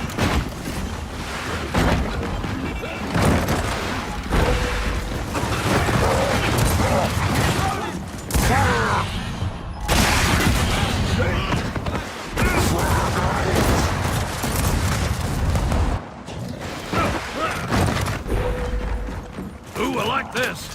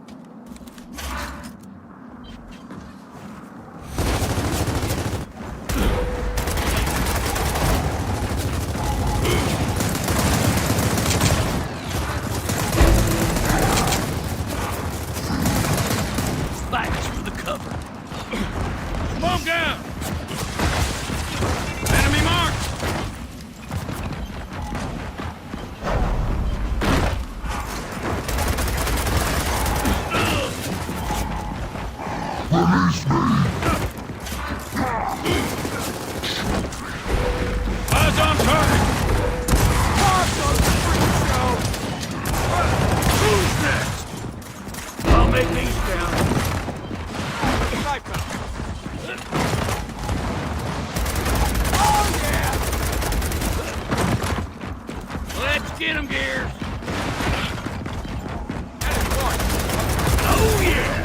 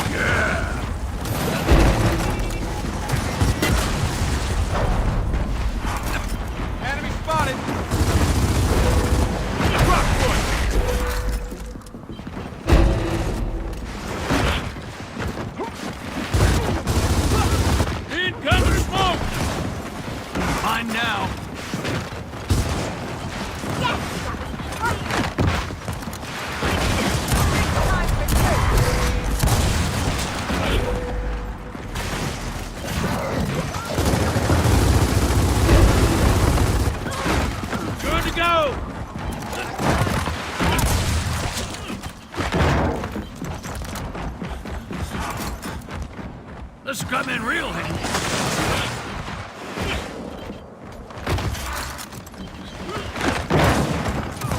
Enemy mark! Don't mess with the carbine, man!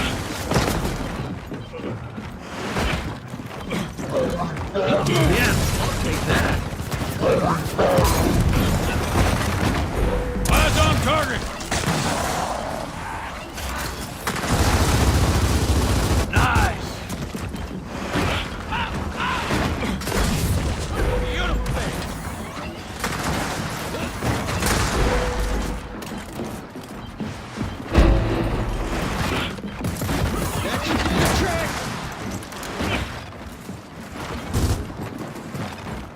Target my mark! Yeah, this'll work!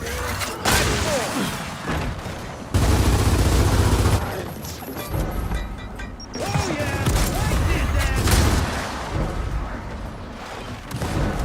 Eyes on target!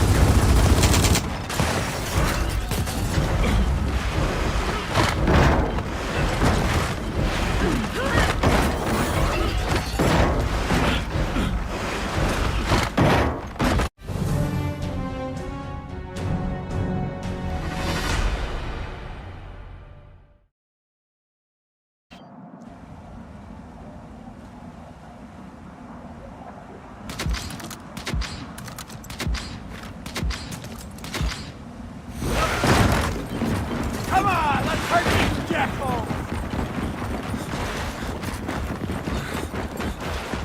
Smoke out! This will do.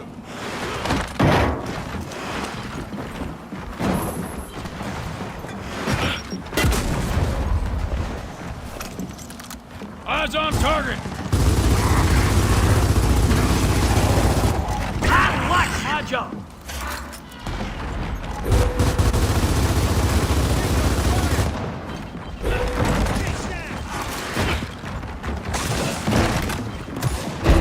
Enemy spotted! You're bleeding good now.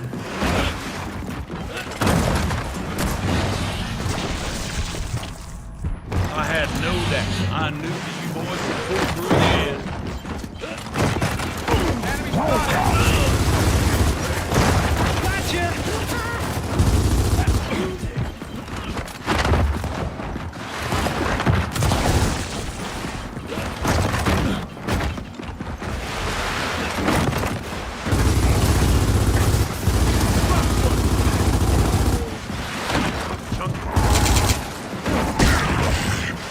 Mine now!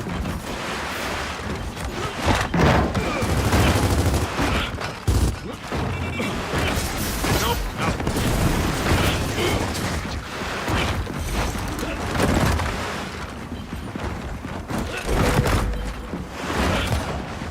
You couldn't hit the broadside of the barn and you hit me!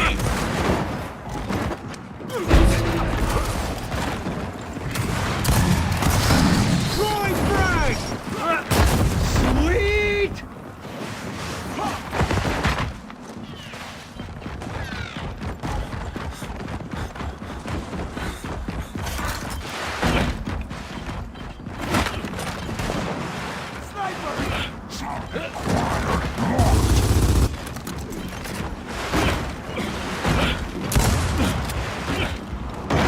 Enemy mark! Eat that!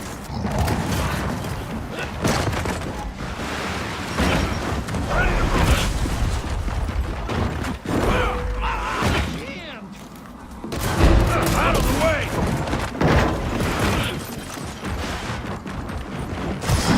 Eyes on target!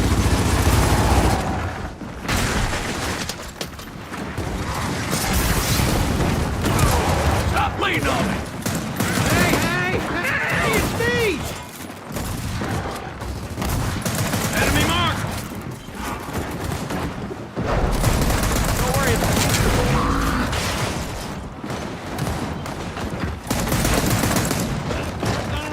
yes, please!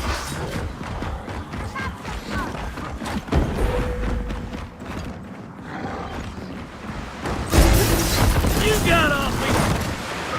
Can't let him go to waste.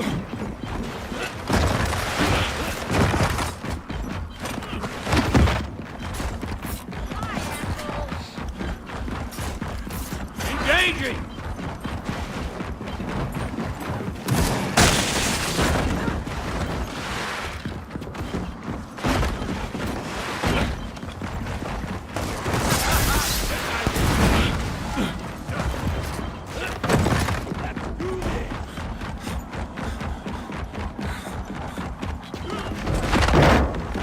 This'll come in handy.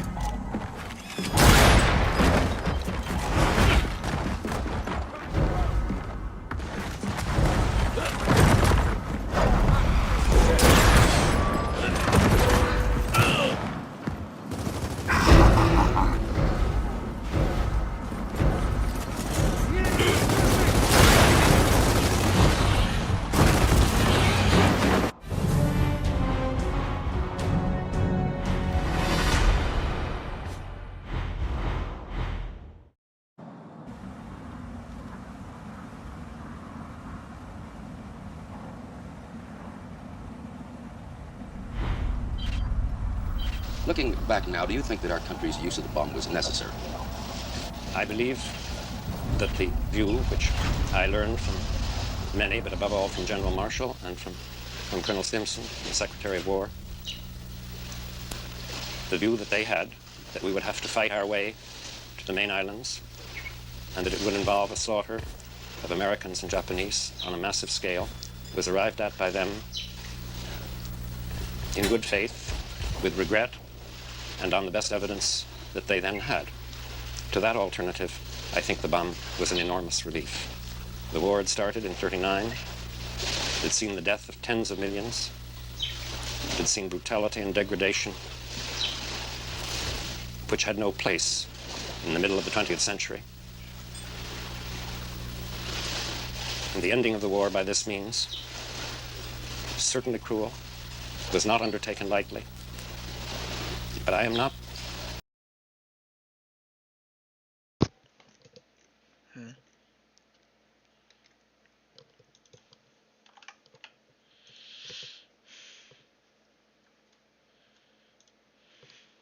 Hello everyone, this is your daily dose of internet. On today's episode of Whose Head is Shinier? Ooh, I wonder how reflective. Oh my god!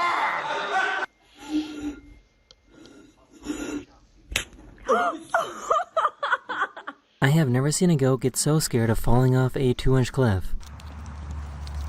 Oh no! Oh no! Oh! Oh!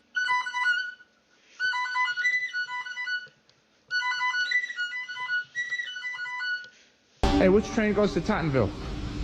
You would have had to get on this one. Ah. At Jefferson. All right. I'll get the next one. Thank you. During a super serious moment during this play, the sound effects guy hit the wrong button.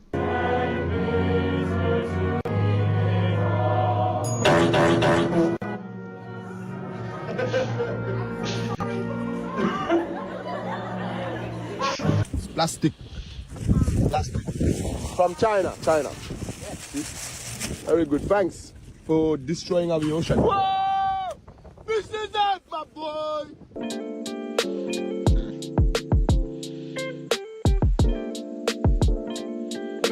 I think they might need a new t-shirt cannon.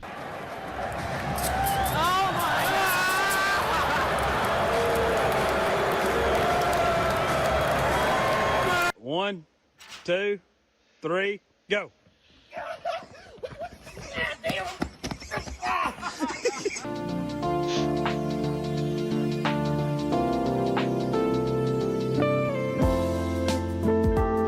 I feel like there's no safe way to use virtual reality headsets. You good?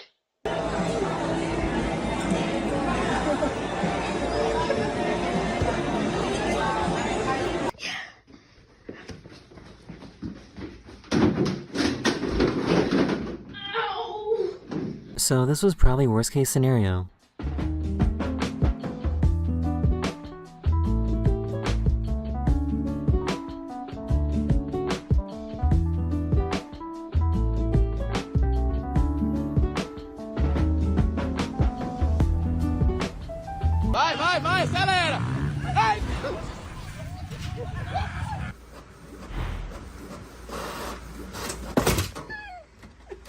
This bride and groom did rock, paper, scissors to decide who would get to keep their last name. Are you ready? 3, 2, 1.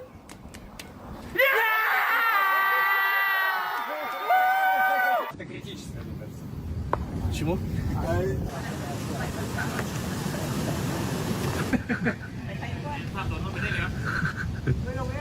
This train broke down in the hot sun, but this delivery guy stopped by to save the day and give water to everyone.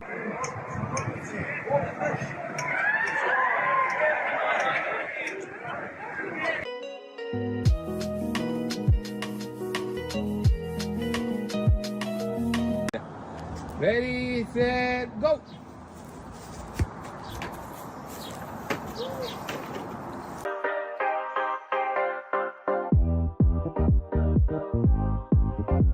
It's pretty crazy that this was caught on camera.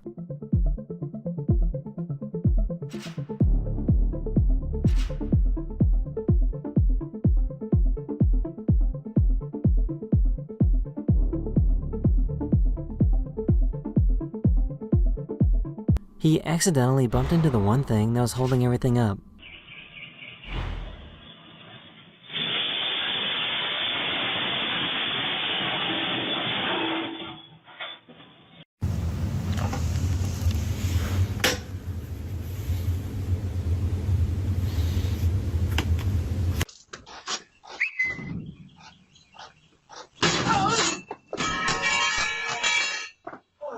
This was a super lucky but also really good recovery.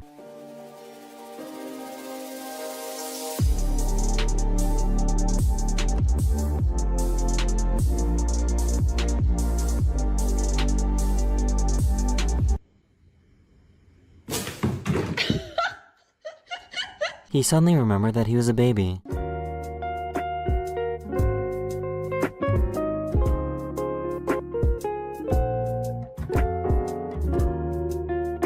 Set.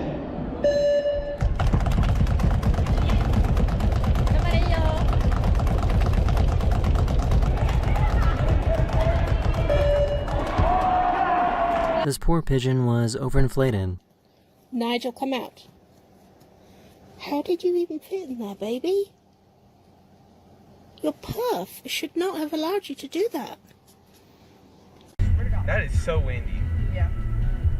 That is actually crazy. Oh. We're not going. Go back. Back up. They invited the UPS guy to join them on the slip and slide, and he said yes.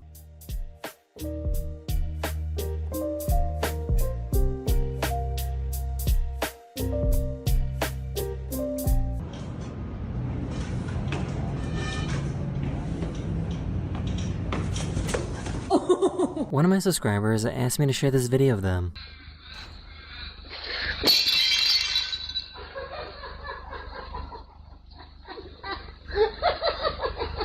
This is a type of cold that I hope I never get to experience.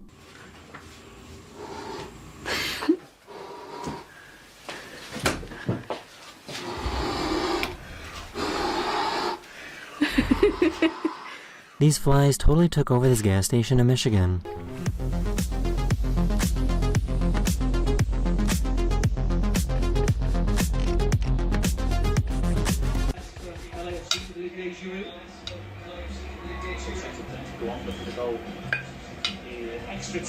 This school in the Philippines took no chances when it came to cheating on this test.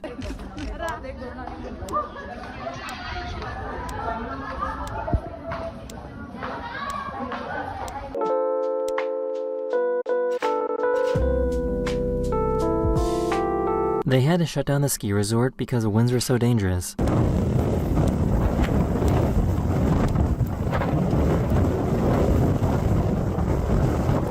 They tried to fit this giant beanbag into their car. Is it a love sack? Like a bed?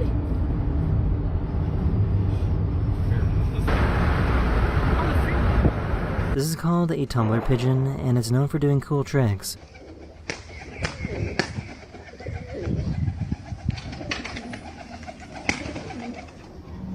I have never seen a helicopter dogtail before.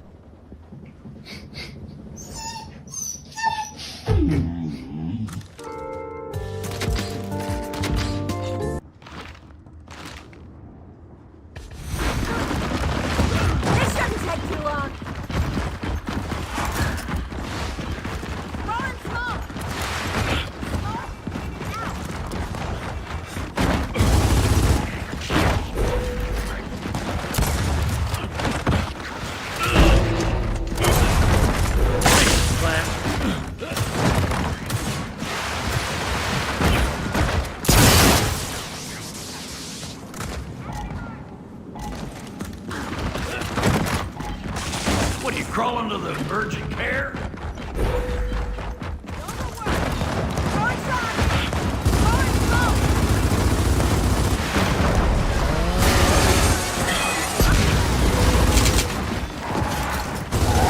Eyes on target!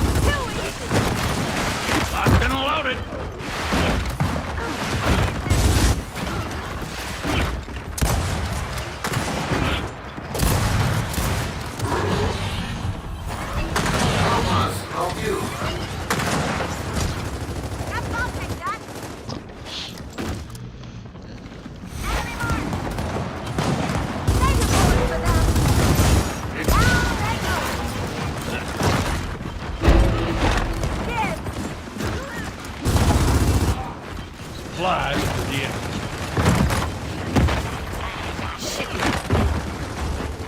Throwing shots!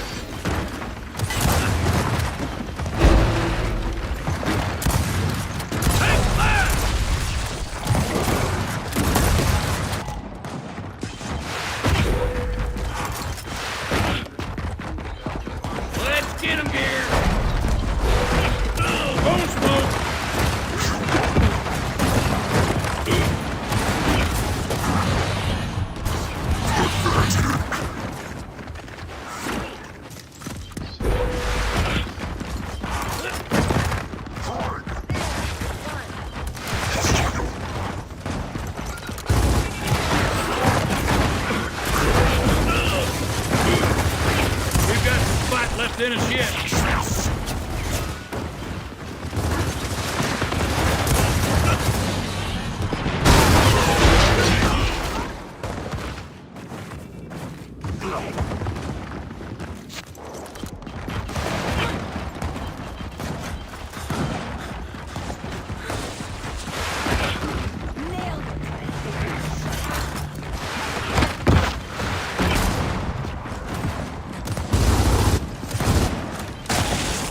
Smoke out! Watch and learn.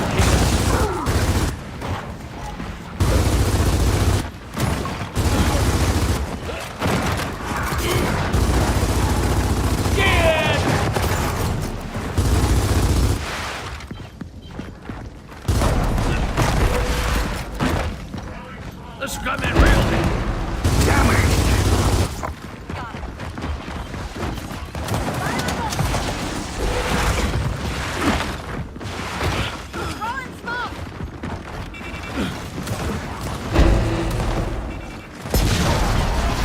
Target my mark! Who's that?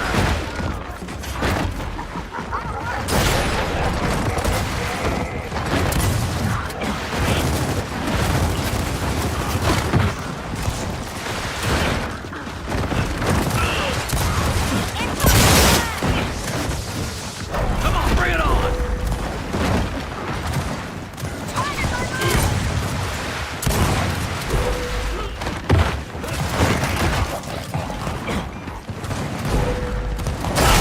That gotta hurt.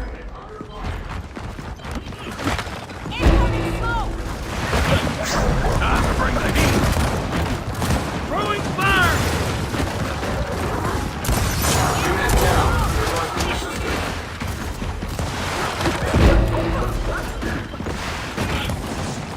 Who will like this? Target my mark!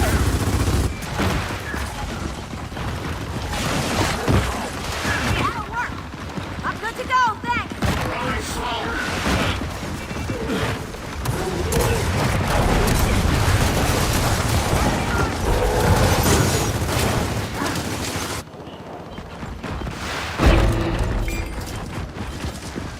Smoke out!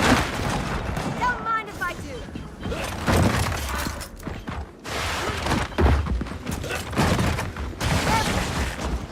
Roll smoke!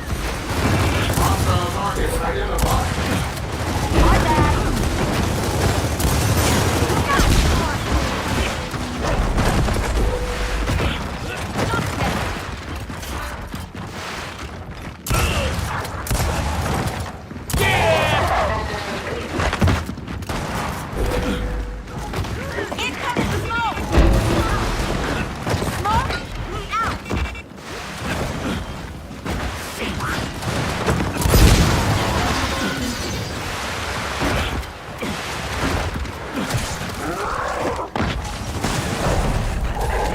Throw all you want. It won't help.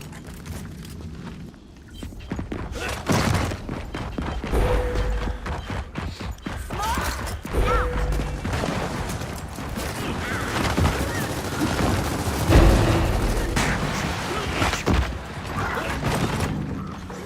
Grenades in place!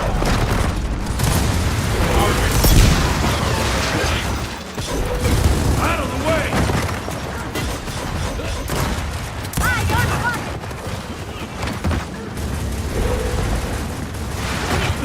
way!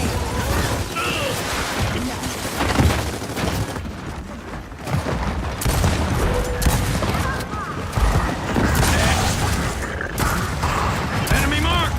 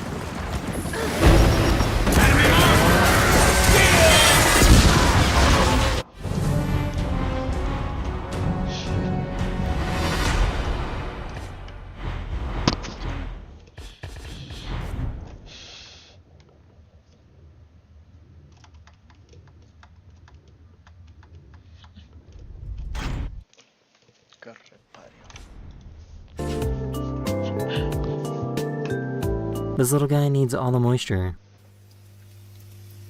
Is that good? This taxi driver is super lucky he didn't get hurt.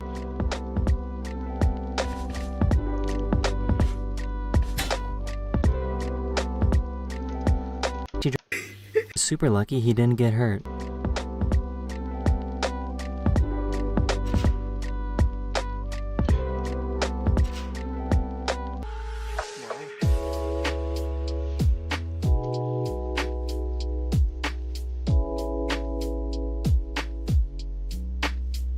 He really thought he was gonna get away with it.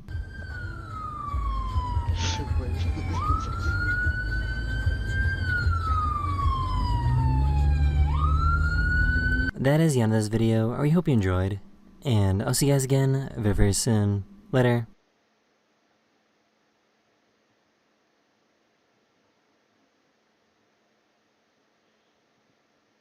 Hello everyone, this is your daily dose of internet. These guys wanted to see if it would be possible to go wakeboarding, not with a sail, but by using a drone.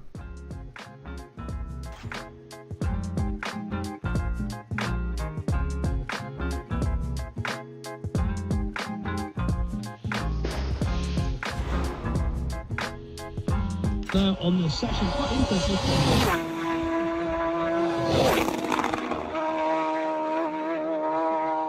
This guy was washing his car when he was suddenly attacked by two guys that were trying to steal his car.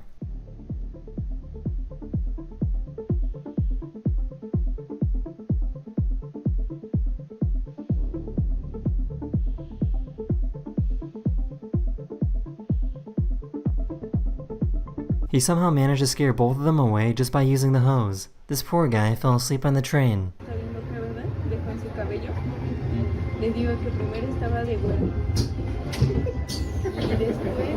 So I guess every time she gets off the bus, she does this. Thanks, Shiver. Thank you. Bye-bye, Shiver. Bye-bye. Bye-bye. Bye. Bye-bye. He wanted to see if his dog would give him his sock back in exchange for some bread. Você escolhe a mídia. Qual você vai querer? Os dois! In the Philippines, they have men that will jump in the water to try and sell ice cream to boats that are passing by.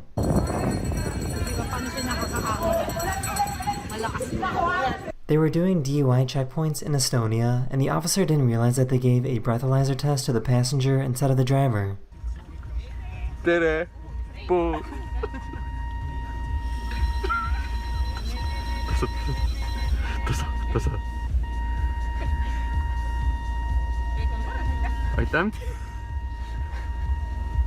So, what exactly was the end goal here? This is the part I'm nervous about. Oh no. Oh no. What's going on? I think this dog really likes to get his ears cleaned.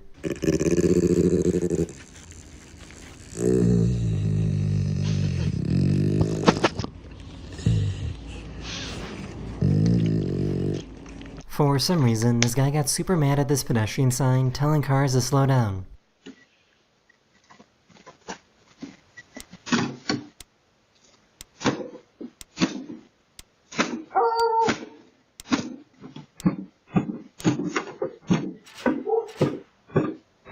This guy was trying to get the bartender's attention.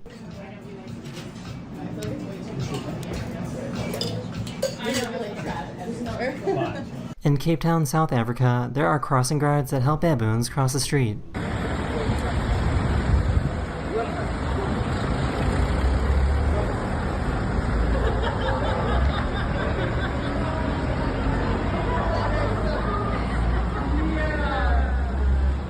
Okay, we're ready now. Okay, boys. 1, 2, 3. 1, 2, 3. Oh! ¡Por tu espalda!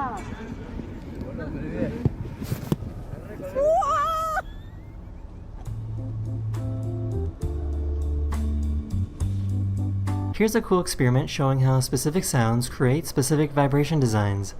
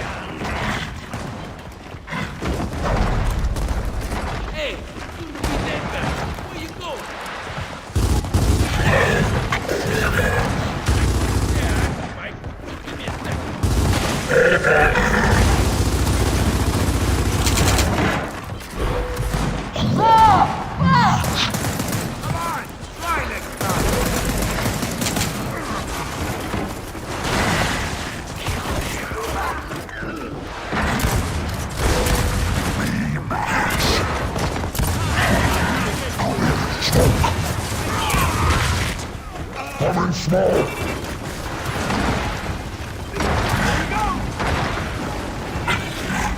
That's how it's done! Upgrade!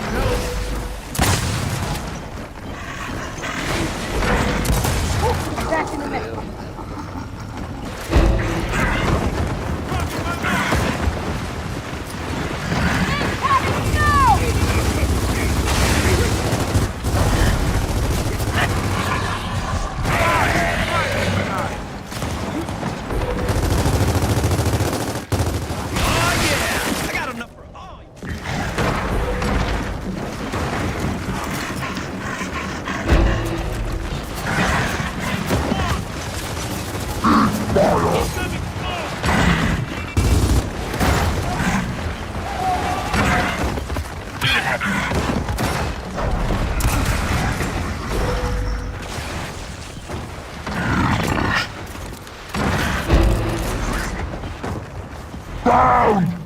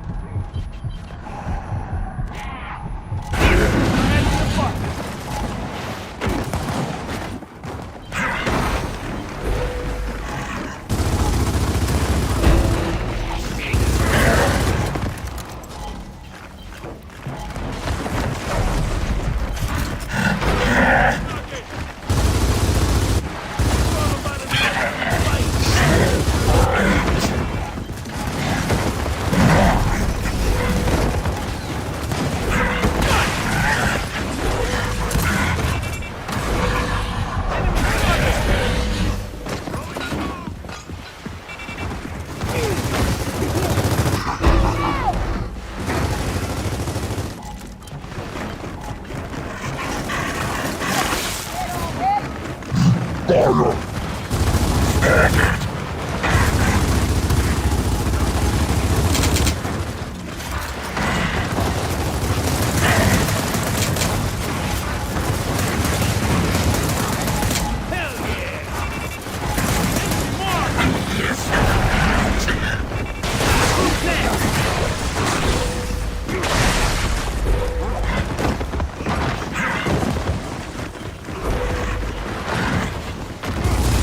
Ammo's fine.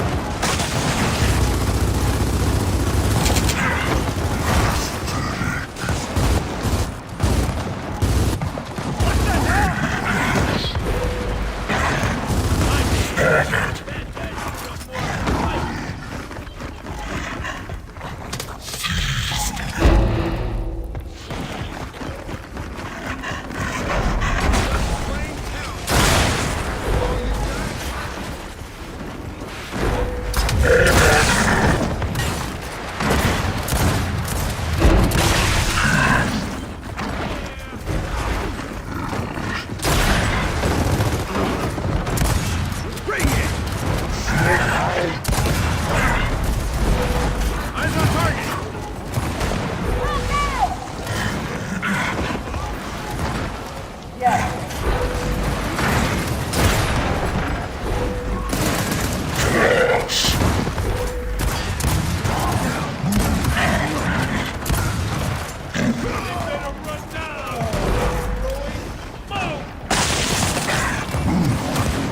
don't know who they're messing with.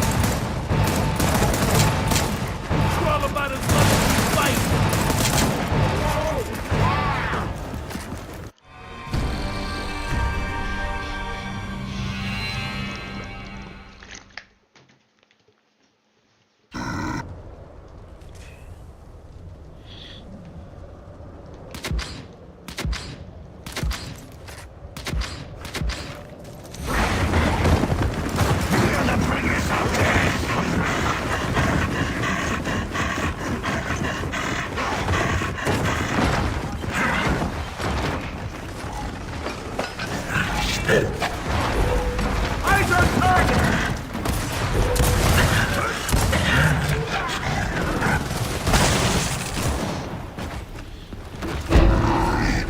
Incoming smoke!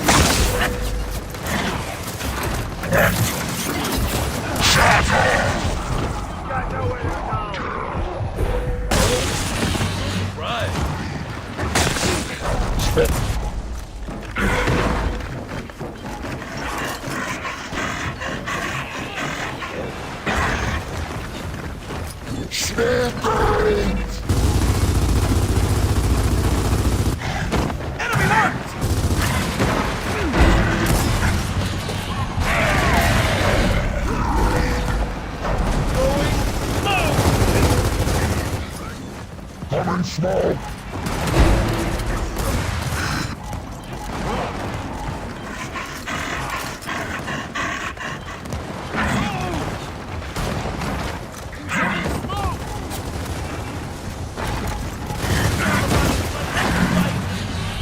Locked and loaded.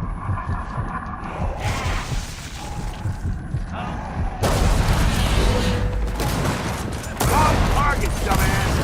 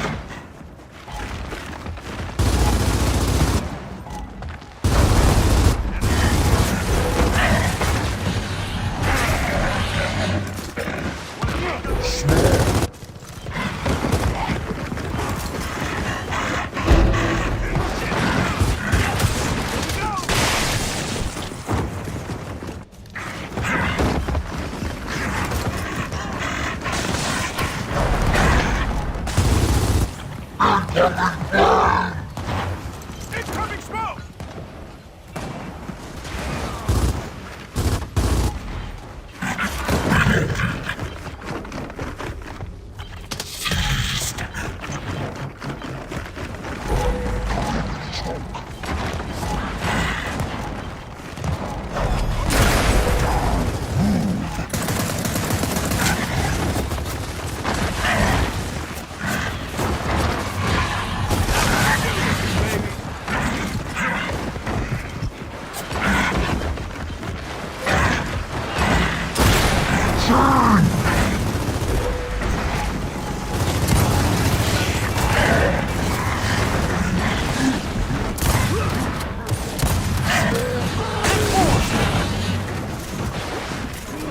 Yeah, let's go!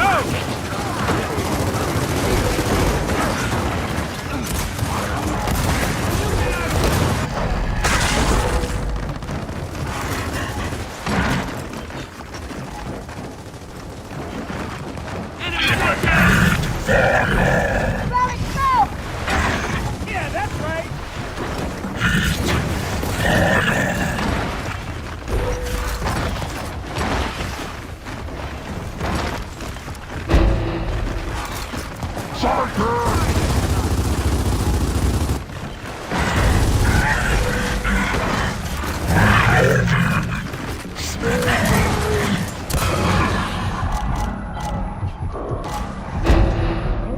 Get up!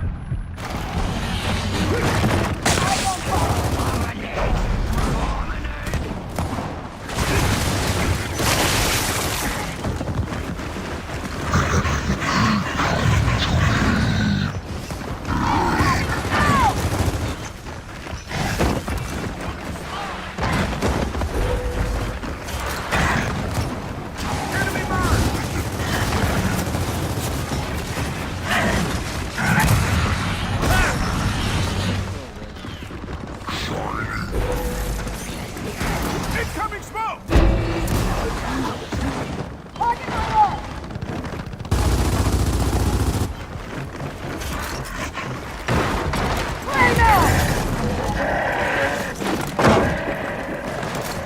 Sniper!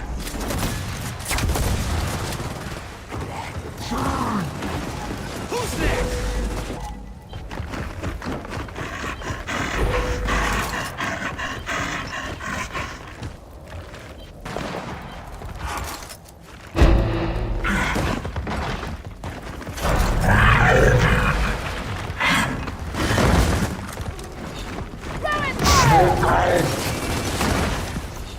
Smoke out!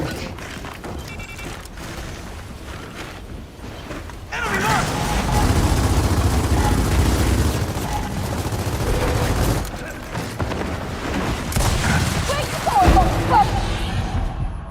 What's the matter? That's great! Smoke out!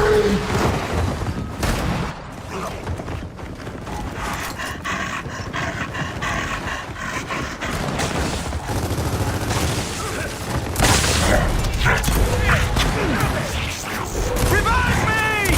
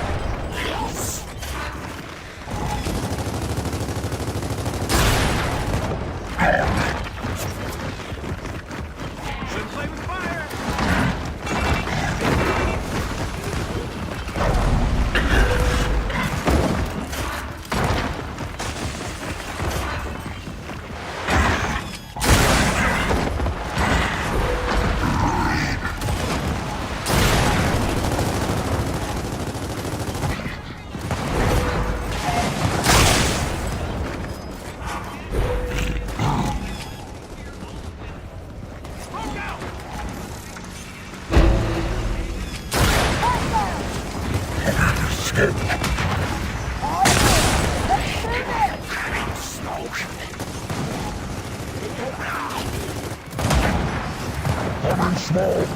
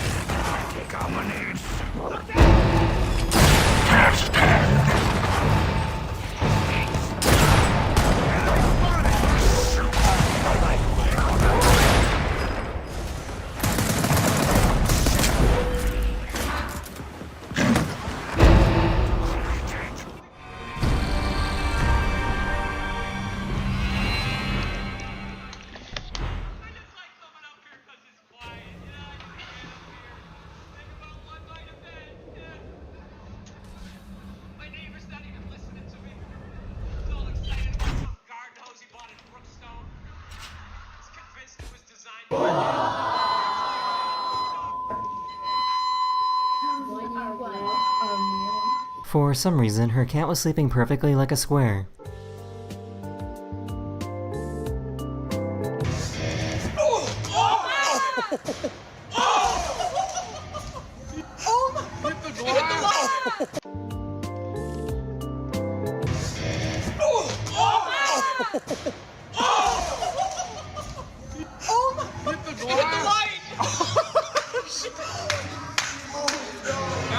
This group of cars saw this drunk driver driving around. He got out for a break, and when he got back in to try and drive away, all the other cars created a barricade so that he couldn't move. He's gonna take a nap. The police then showed up a few minutes later and made an arrest.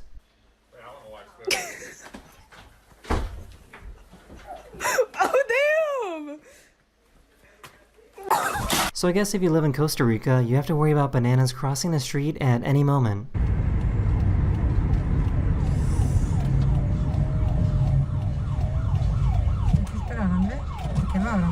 So I just found out that dogs that are waterproof exist.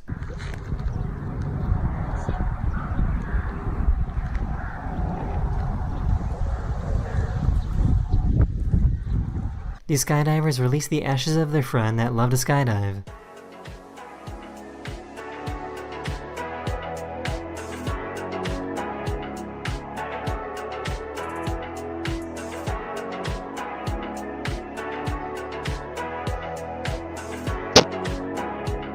He wanted to see if he remembered how to skip, despite not doing it in over 20 years. Go for it. Go for it.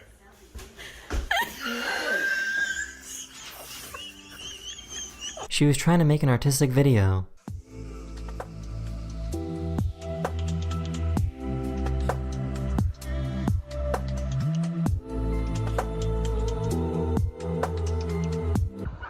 Here she goes.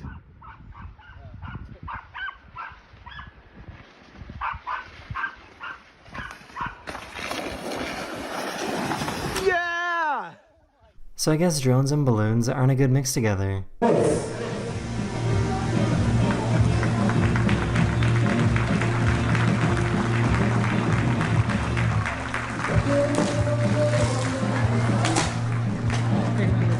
She went to go grab her blanket out of the washing machine and it looked like this. And I washed it today. This guy jumped into a bunch of sea foam in Australia.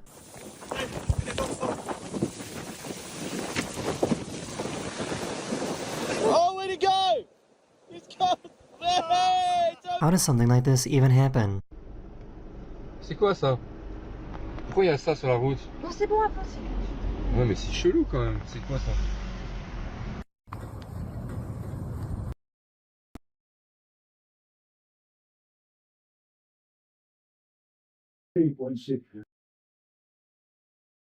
Hello everyone, this is your daily dose of internet. These guys wanted to see if it would be possible to go wakeboarding, not with a sail, but by using a drone.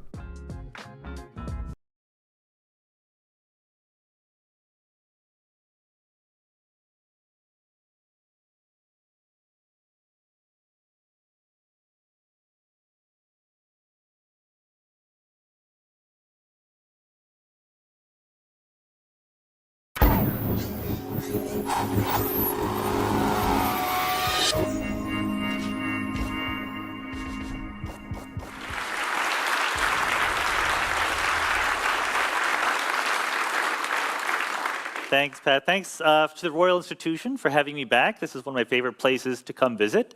And I thought that I would, in the tradition of Michael Faraday and Humphrey Davy and all the greats who have stood more or less in this place, begin the lecture by doing an experiment.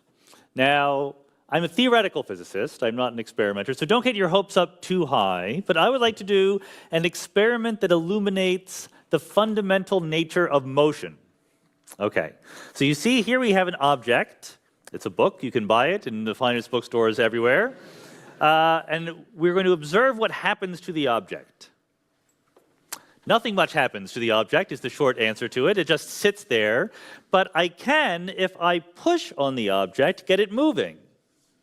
And then if I stop pushing, it stops moving. The nature of motion there being demonstrated to you right there. So if you were the kind of systematic thinker that, let's say, Aristotle was, you would go from a demonstration like that to a very deep picture of how the world works at a fundamental level. You would say that there is something called the natural state for the book to be in, which is just sitting there motionless. You could say that if you don't do anything, an object stays in its natural state. But if you apply a force to it, an impetus, you can change its natural state. You can cause it to start moving. And you notice when I then stopped pushing, it stopped. It returns to its natural state.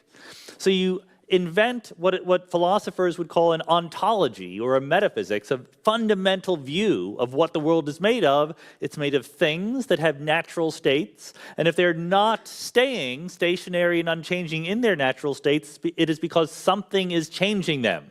When there is motion, there is a mover. And you can go from this simple idea to a theory of physics, as Aristotle did. And you can, in fact, go beyond that to a theory of metaphysics that explains not just the motion of things, but more or less how everything changes and transforms at all. You can even go all the way back. You can say, well, okay, this thing is moving because this other thing is pushing it, but what causes that other thing to be moving? If you trace the chain of motion and movers backward, you eventually would need to reach an unmoved mover and thereby prove the existence of God without ever leaving the lecture hall right here. This way of thinking is not only a systematization of some very simple physics experiments you can do, it also sort of accords well with our everyday experience. When you see something moving or not moving, it's because something is moving it or not moving it. So there became a philosophical tradition which tried to go from the physics of it to a deeper understanding, claiming that everything that happens, whether it's motion or otherwise, happens for a reason. This is not just a bumper sticker you can buy. This is a very venerable philosophical maxim known as the principle of sufficient reason. So here you have Aristotle, Spinoza followed up with his version of the principle of sufficient reason, and then Leibniz on the right, German philosopher who also invented calculus. They all put forward this idea that we can understand how the world works at a deep level by providing explanations for everything we see in it. Nothing happens randomly, nothing just happens. There's always a purpose, a cause, a reason why things happen.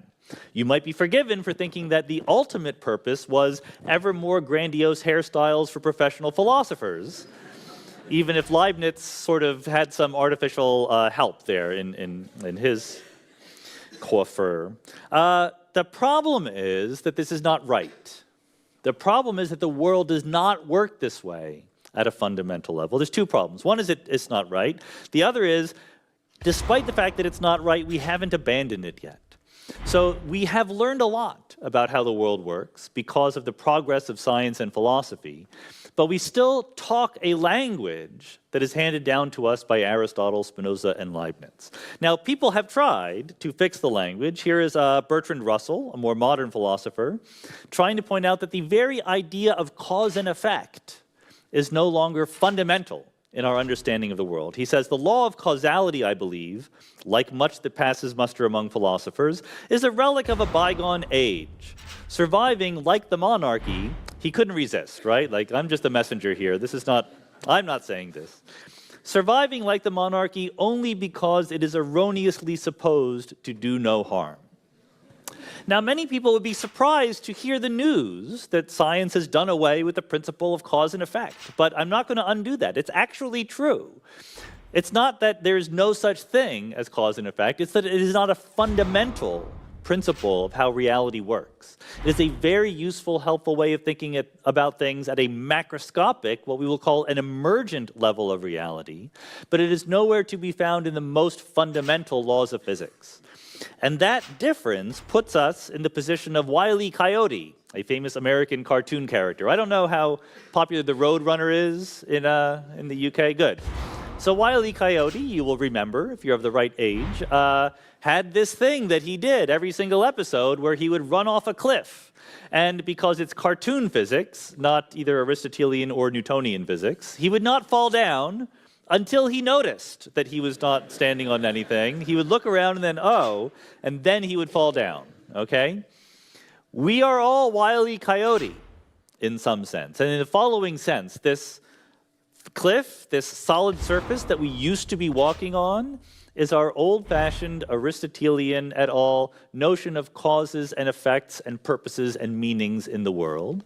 We have left that behind. The fundamental rules of nature, according to our best scientific understanding, don't work that way, but we haven't adapted. We still speak a language as if cause and effect, purpose, and goals and reasons why are the fundamental way the world works.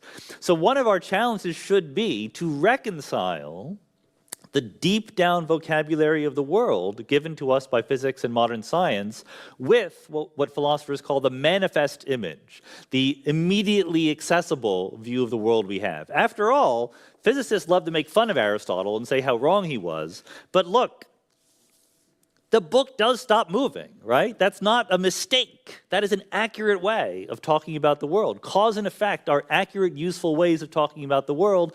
You can be accurate without being fundamental.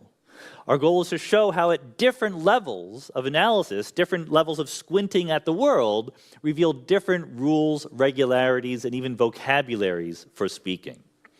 So I like to trace the origin of this shift from Aristotle to Bertrand Russell, for example. It's actually a long series of very, very interesting thoughts and experiments over hundreds of years between Aristotle and, let's say, Isaac Newton. And I like to give some credit to this guy, Ibn Sina, who sometimes Romanized or Latinized as Avicenna. He was a Persian polymath in the Islamic Golden Age, around the year 1000. And as a modern-day theoretical physicist, I find Ibn Sina extremely annoying because his day job was he was a doctor. His interests were in health and human anatomy, and he wrote many books about the human body. And on weekends, he invented new fundamental laws of physics. We can't do that anymore. It's more work now. The low-hanging fruit has been picked. So Ibn Sina was thinking about Aristotelian notions of motion and so forth, and what he pointed out for the very first time was that this idea that the book stops moving shouldn't be thought of as the book returning to its natural state of motion, because if the book was not on the table here in a room, but rather out in space, like the spacecraft, if it were in the vacuum, the book would just keep moving at a constant velocity, what we now call conservation of momentum or conservation of inertia. Now, Ibn Sina didn't like this idea. He didn't even like the idea of a vacuum. In the year 1000, we weren't sure whether there were any vacuums. So he put forward this idea, but it was seized upon by later thinkers. There's no such thing as natural motion versus being pushed. The natural motion of things is just to keep moving. You don't need to keep things pushed. And of course, Galileo helped develop this idea. He pointed out that if you think of the fundamental starting point of motion as constant motion with uniform velocity, and then put in things like friction and dissipation and air resistance afterward, you get a much more accurate, precise, quantitative feeling for what happens in the world. So the secret thing that sneaks in is not just a new way to torture first-year physics students with inclined planes and pulleys and so forth. There's a fundamentally new way of looking at the world. The world is not made of motions that have a mover, effects that have causes. There are things that are just doing their thing according to some rigorous mathematical laws of physics, some conservation laws very often, such as conservation of momentum. And of course, once Isaac Newton came along and put together his theory of physics and motion and mechanics, we had a much deeper version of conservation, what you could call conservation of information. And even though it's sort of in some implicit sense due to Isaac Newton, it was really Pierre-Simon Laplace who stuck his neck out and really understood the implications of Newtonian mechanics. Laplace points out the following thing. Let's imagine that we believe Newton's laws of motion, which they did at the time. And in fact, I'll point out we updated them since then, but not in a fundamentally, not a way that really changes this particular analysis. Laplace says, look, think of two billiard balls bouncing into each other and scattering off. Now, he takes these in the tradition of Ibn Sina and Galileo and so forth to be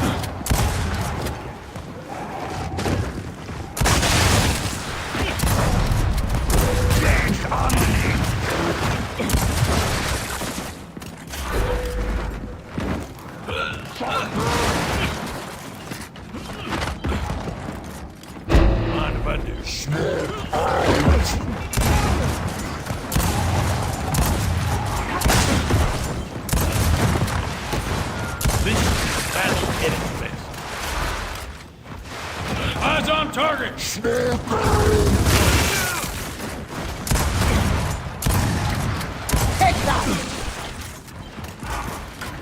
Take those.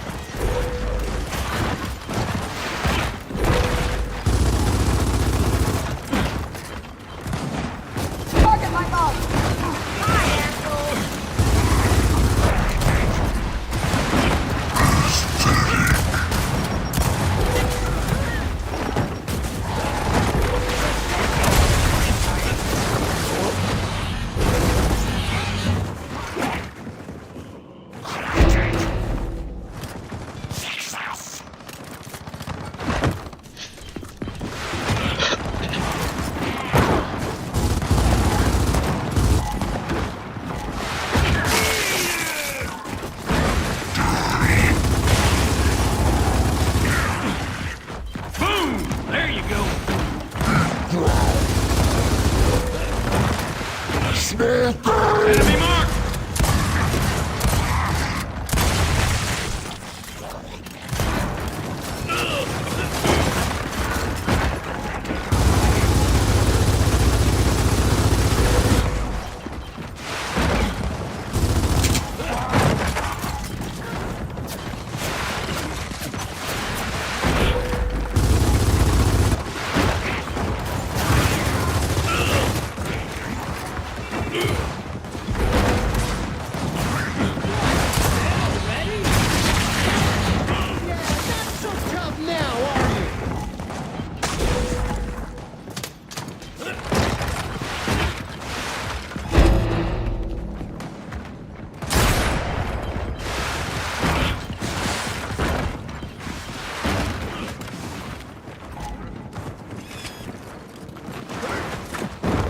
Enemy mark!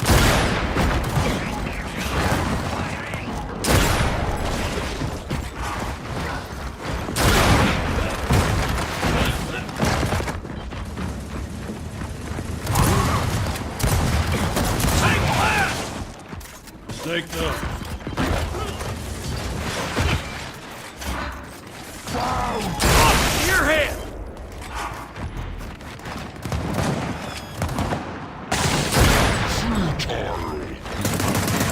Incoming smoke!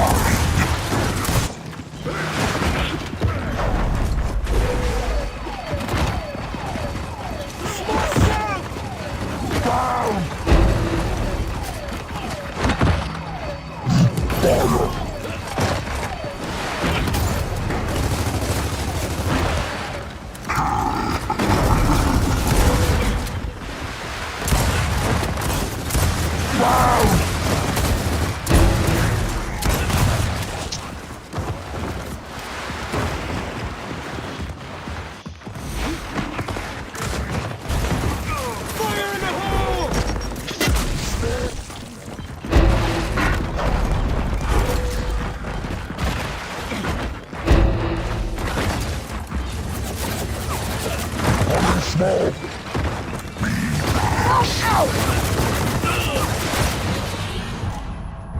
Come on, Drew. What you doing?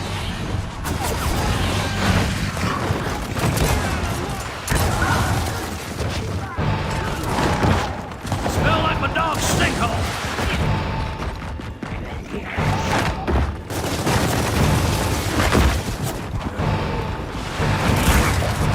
You got off me!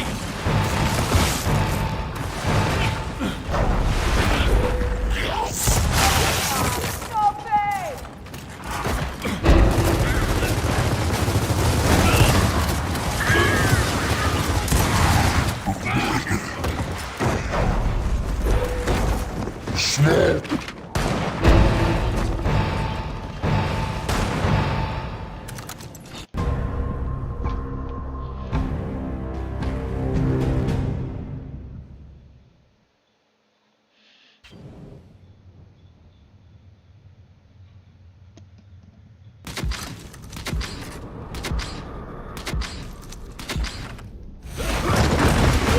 Go, go, go!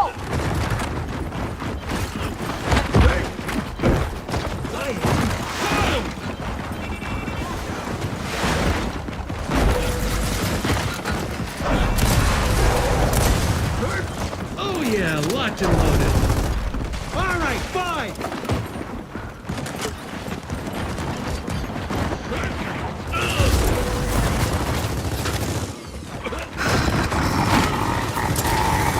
Mine now.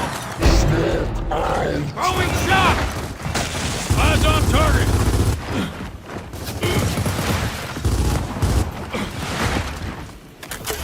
Incoming frag!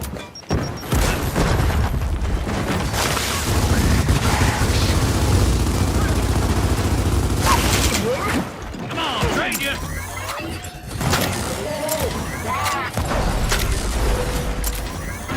Got one. Trade whip! I'll take that swap. Good to go.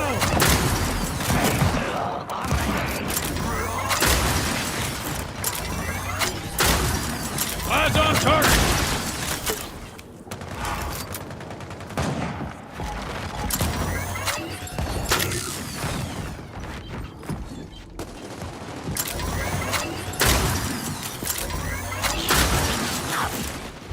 Enemy mark!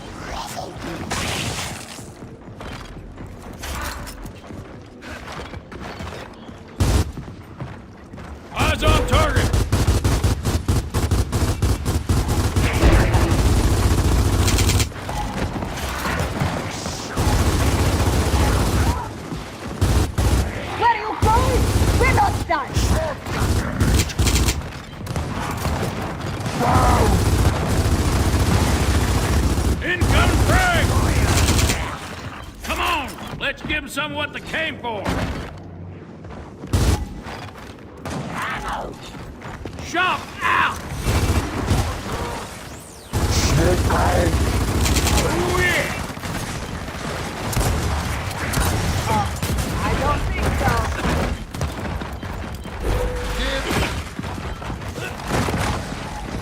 Trade with him.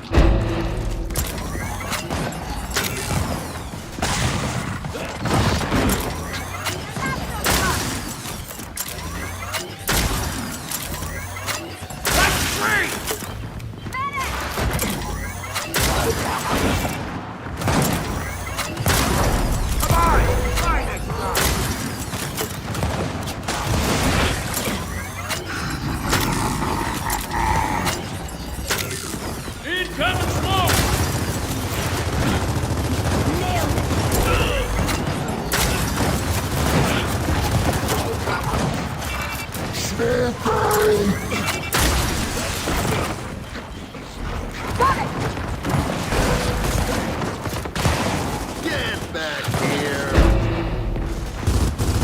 Hey, how about you take hold? Oh, you think you can get away, huh? Eyes on target!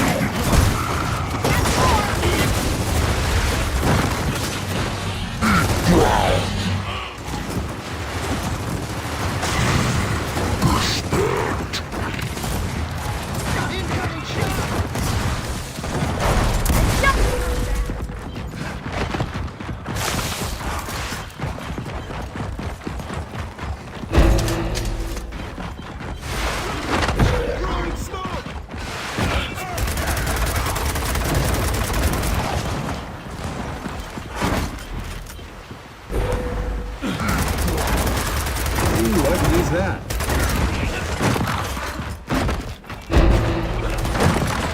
Eyes on target! Sorry! Take fire!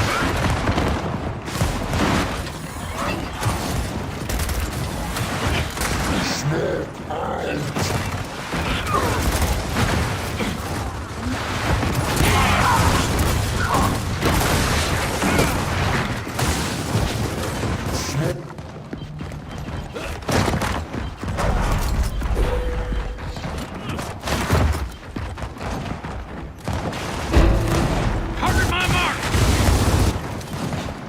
Smoke out!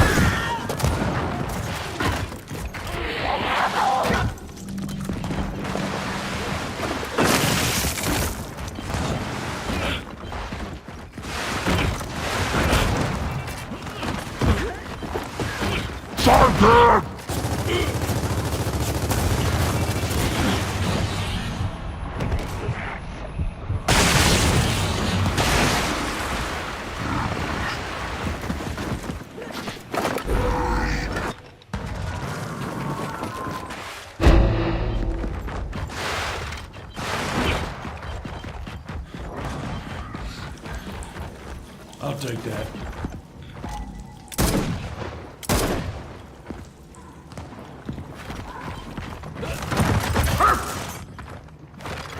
Eyes on target!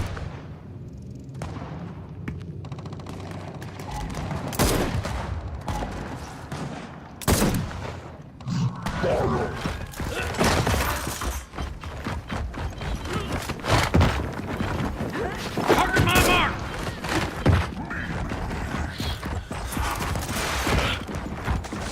Supplies for you.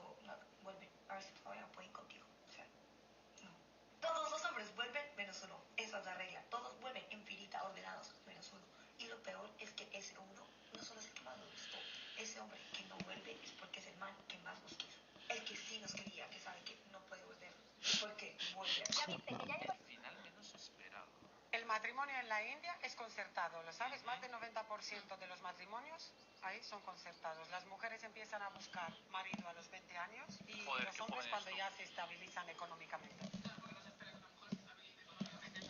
La mujer de 20 años a parir. Ahora ya cada vez más, ¿no? Confiamos más en que no necesitamos estar casadas con 21 años, ¿no? Ni con 31, ni con 41, ni con 60. Bueno, a ti porque no te quieren, pero me refiero a la gente que sí que tiene posibilidades.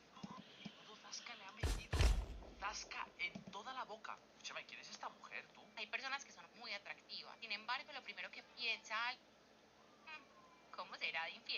Oja, ¿cómo será de creída? Yo ni le voy a hablar, ¿cierto?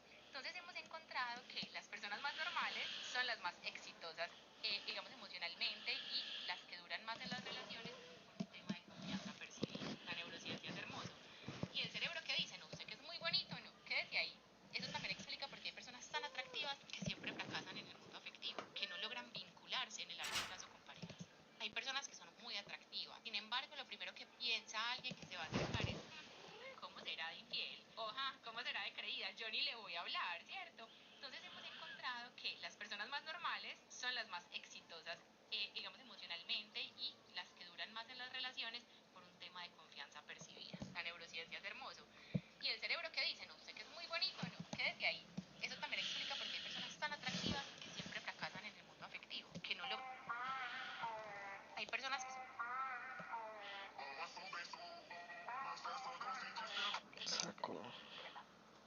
Ya no soy esa idea bonita que guardas en la cabeza cada noche. No soy tu refugio, no soy tu motivación, no soy tu algún día. Yo ya no estoy. No me esperes. No me busques en canciones, ni en sueños, ni en los recuerdos que revives como si fueran películas. No me sigas inventando finales felices que solo existen en tu cabeza. No fuiste insuficiente. Fuiste tú. Entero. Y por eso duele. Pero no solo que duele es heridas. Tienes que dejar de idealizarme. Porque eso no es amor. Es obsesión con una historia que solo tú sigues escribiendo. Y yo ya solté el lápiz hace tiempo.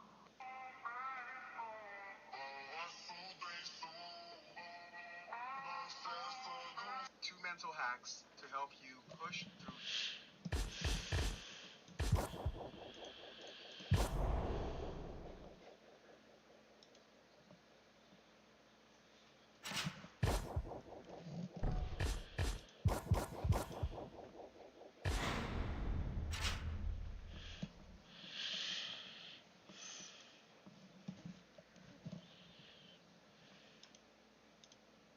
Physicists' billiard balls, they make no noise, they have no air resistance, they're on a frictionless surface, so they scatter off and they go their own way. The traditional question we would ask of our students is, if you gave me the information at the start of the experiment, so where the balls were and how they were moving, I could tell you, I could solve the equations and tell you how they would evolve thereafter.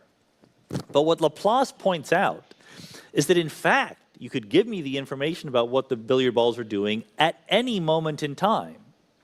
You could not only tell what's going to happen next. According to Newton's laws, you could say what did happen before that. The information necessary to tell you what's happening in those billiard balls is contained equally well in every moment of their existence. So he says, imagine a vast intellect. Later commentators thought that vast intellect was insufficiently sexy, so they said, imagine a demon, which we now call Laplace's demon. And of course, if it had been a 20th or 21st century commentator, it would have been, imagine a really big computer that knew the position and the velocity of everything in the universe and all the laws of physics and had apparently infinite calculational abilities, computational capacity.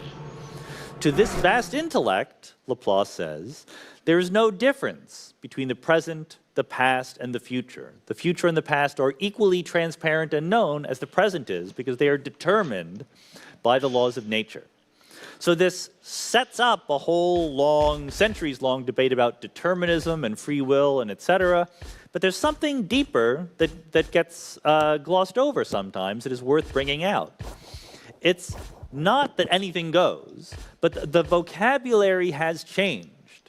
Aristotle would have said if things are moving, there is something moving them, there's a cause or a reason why they are moving. Laplace says they just obey equations.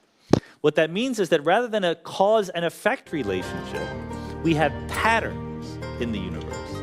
Think about the integers, right? The numbers 0, 1, 2, 3, and also negative, -1, -2, -3. There's a pattern there. If you tell me any one number, if you say 3, I know what the number before that was. It was 2. I know what the number after that's going to be. It's going to be 4. But I don't say that 3 is the cause of 4 or vice versa. There's just a pattern that relates all those numbers to each other. Laplace is saying the laws of physics are like that. It's not that there's an impulse, an enchantment, a guiding force. It's just there's a pattern that says if this, then that, and vice versa.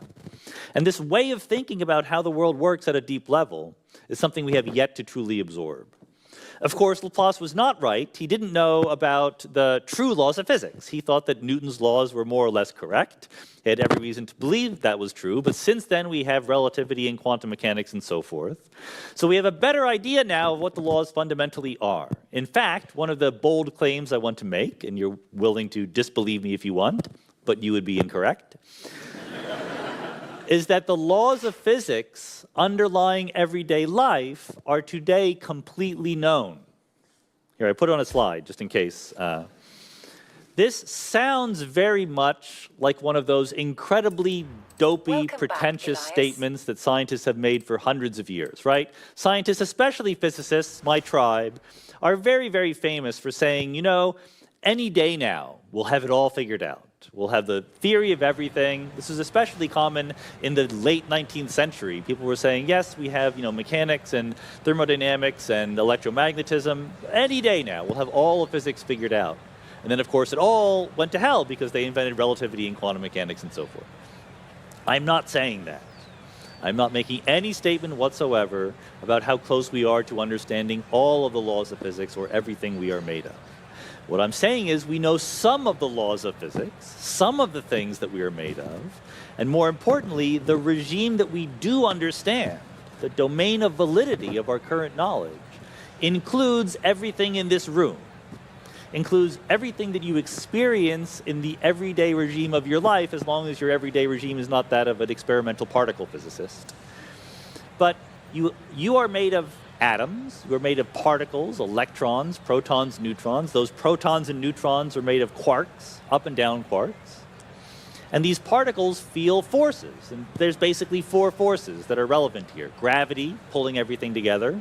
Electromagnetism, pulling together unlike charges and pushing away like charges. There's a strong nuclear force that binds those quarks together to make the proton and the neutron. And there's a weak nuclear force, which is almost irrelevant, except it helps the sun shine, so that's kind of important.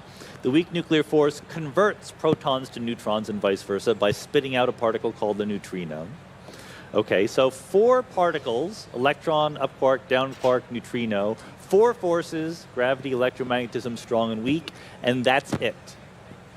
We know there are other particles. There are muons, there are top quarks, etc. You can argue over the exact cutoff for everyday life, okay?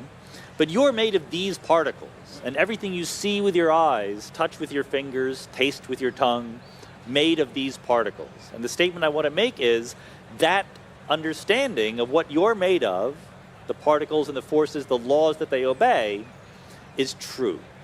It's not going to go away. It's not like epicycles or phlogiston or caloric, these ideas that we had in the past that we showed later were completely wrong. It's an idea that 1,000 years from now or 1,000,000 years from now, we're still going to believe that these particles exist and that the rules that we now know are accurate ways of talking about how they behave inside you. We might get a deeper understanding. We might realize that space and time themselves aren't fundamental. We certainly don't know how to take these laws and build them up to make biology and chemistry and economics or anything like that. But at this particular level, what are the particles and forces that you and I are made out of? What are the equations that tell us how they behave? We know that. And I know that you don't believe me because I'm just showing you a cartoon. You're thinking to yourself, I am not going to believe this until I see the equation. So here you go. This is the equation. I'm very grateful to the Royal Institution for giving me these 6 hours so I can explain all of the terms in this equation in great detail, but that's okay. You don't need to know all the details. As you see from the labels on the equation, this is a single equation that more or less is the information that the modern day version of Laplace's demon would need to tell you what happens in the world. This is the answer to the question, you tell me what the configuration of stuff in the world is right now. This equation tells you what it will be a little bit in the future, what it was a little bit in the past. It's a quantum mechanical equation. So if you observe the system, one of the things about quantum mechanics is you can only predict probabilities, not certainties. But this is the equation that tells you what those probabilities are. It includes quantum mechanics, space-time, all the matter particles that we're made of, as well as all the forces that we know about. And of course, the Higgs field lurking in the background that we finally had evidence for back in 2012.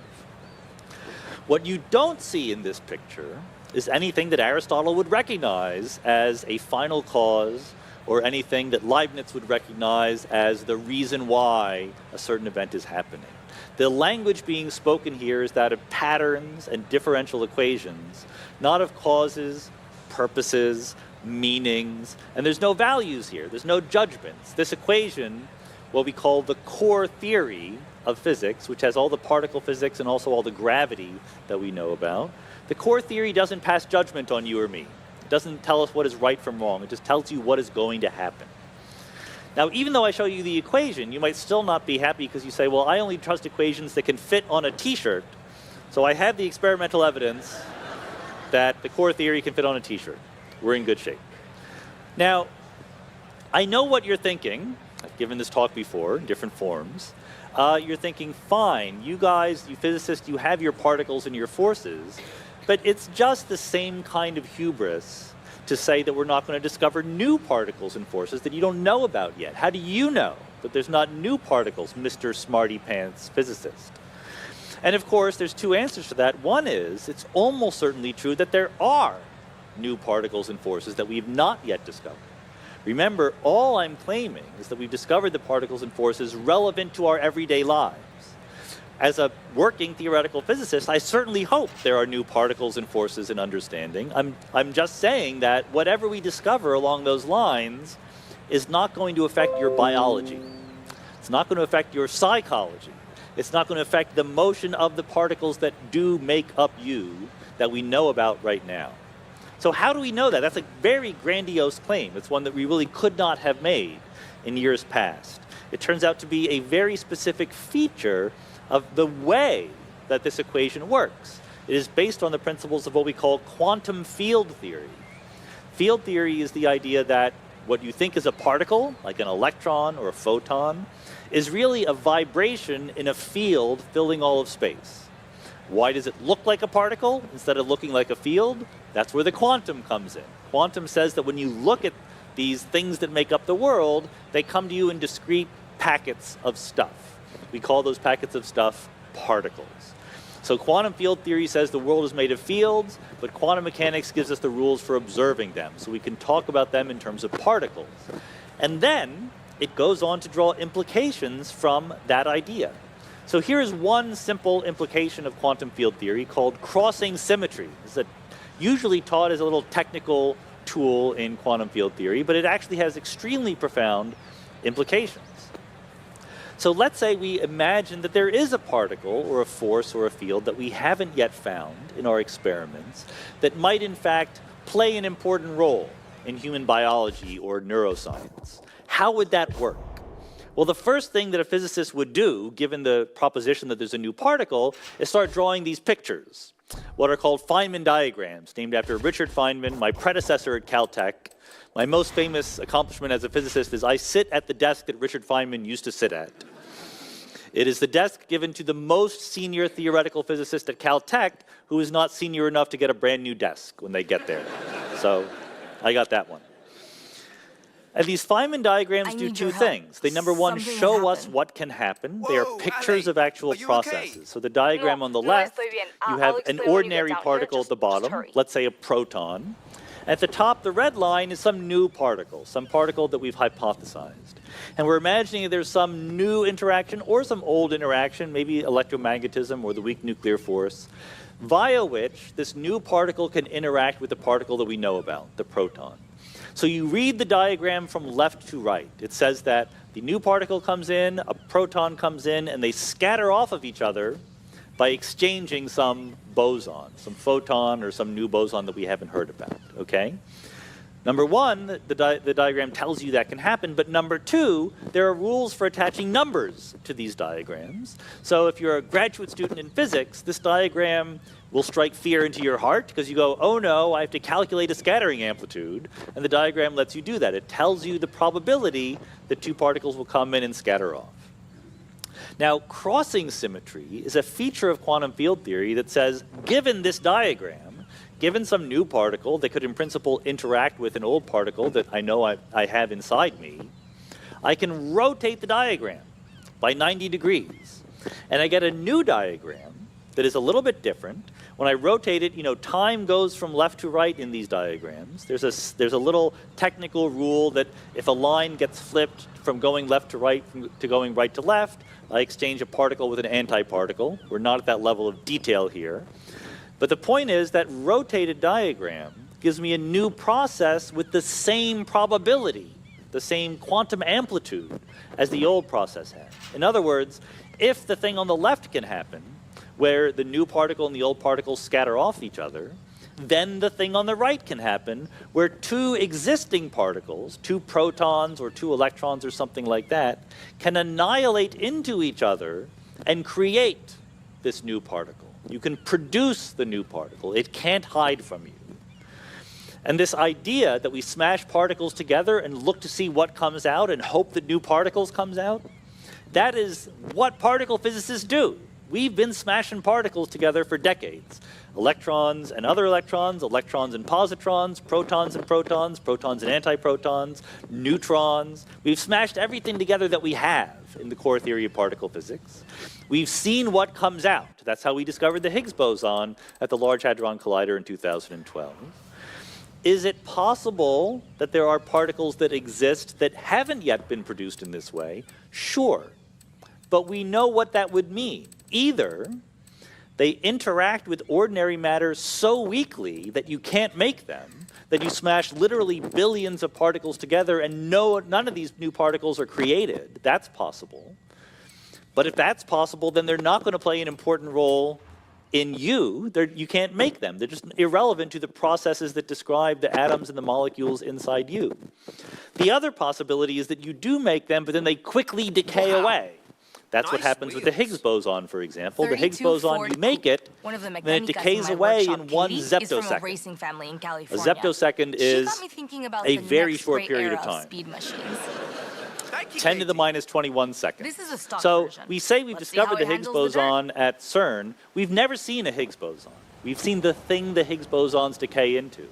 And if that's the way that these particles have avoided being seen, then again, they're not relevant to you and me. If you did have any in your brain, they would decay away in a zeptosecond or less.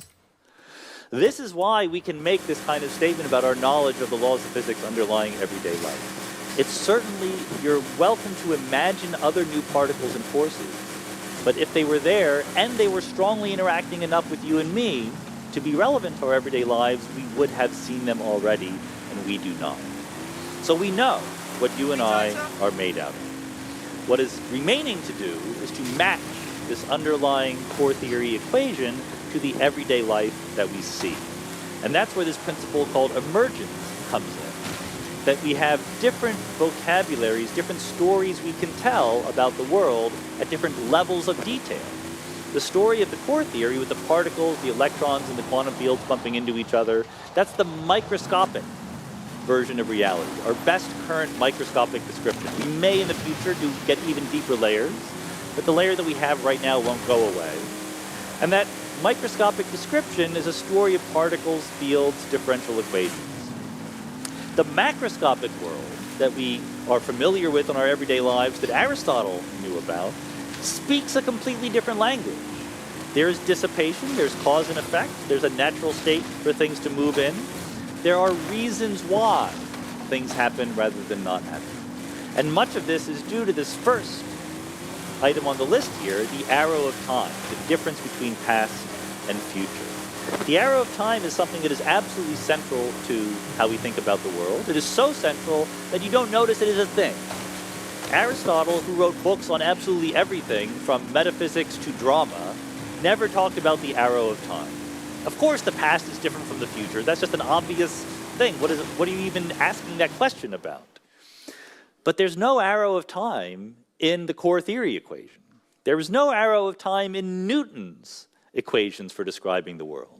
The best, since the time of Isaac Newton, the best ways we have of describing the world at the most fundamental microscopic level do not distinguish between past and future in any way.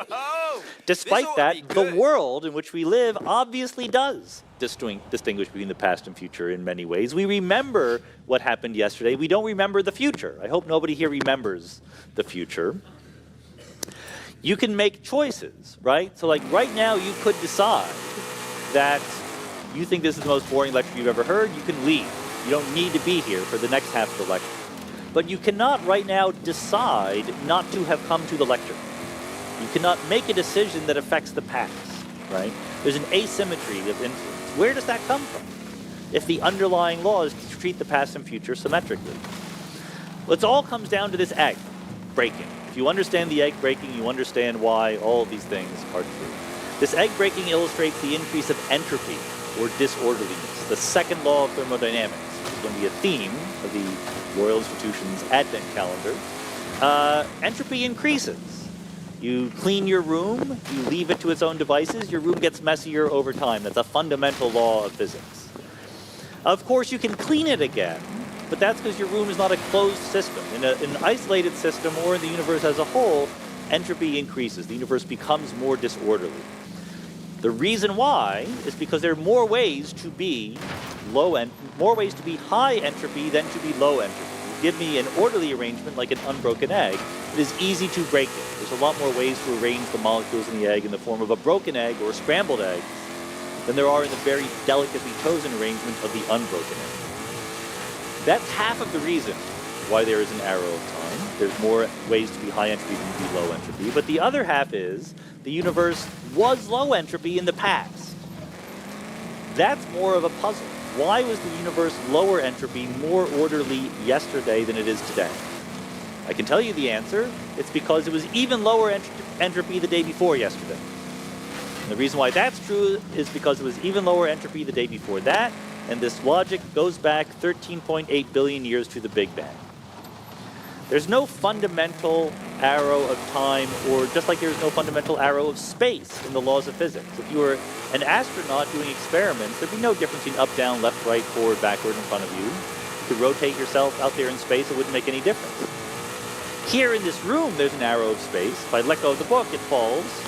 I could predict what direction it's going to fall in. It goes down. We don't think that's built into the nature of reality. We think it's because we live in the vicinity of an influential object, namely the Earth. What I'm telling you is that the arrow of time is exactly the same way.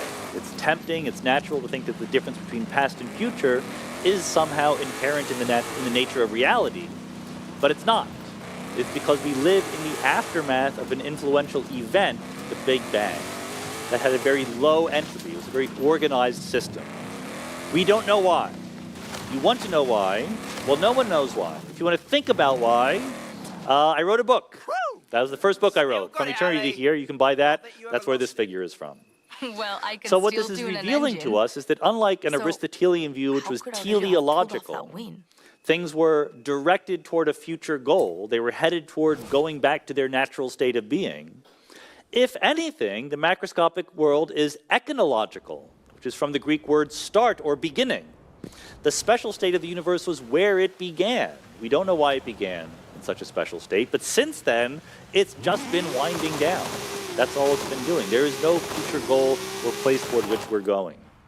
That increase of entropy is sufficient to explain all of the differences between past and future. And we can't go through all of them. That would require another book or another lecture. But let's think about the idea of a memory or a record. Some artifact, some feature of the present day that gives us knowledge of the past in a reliable way.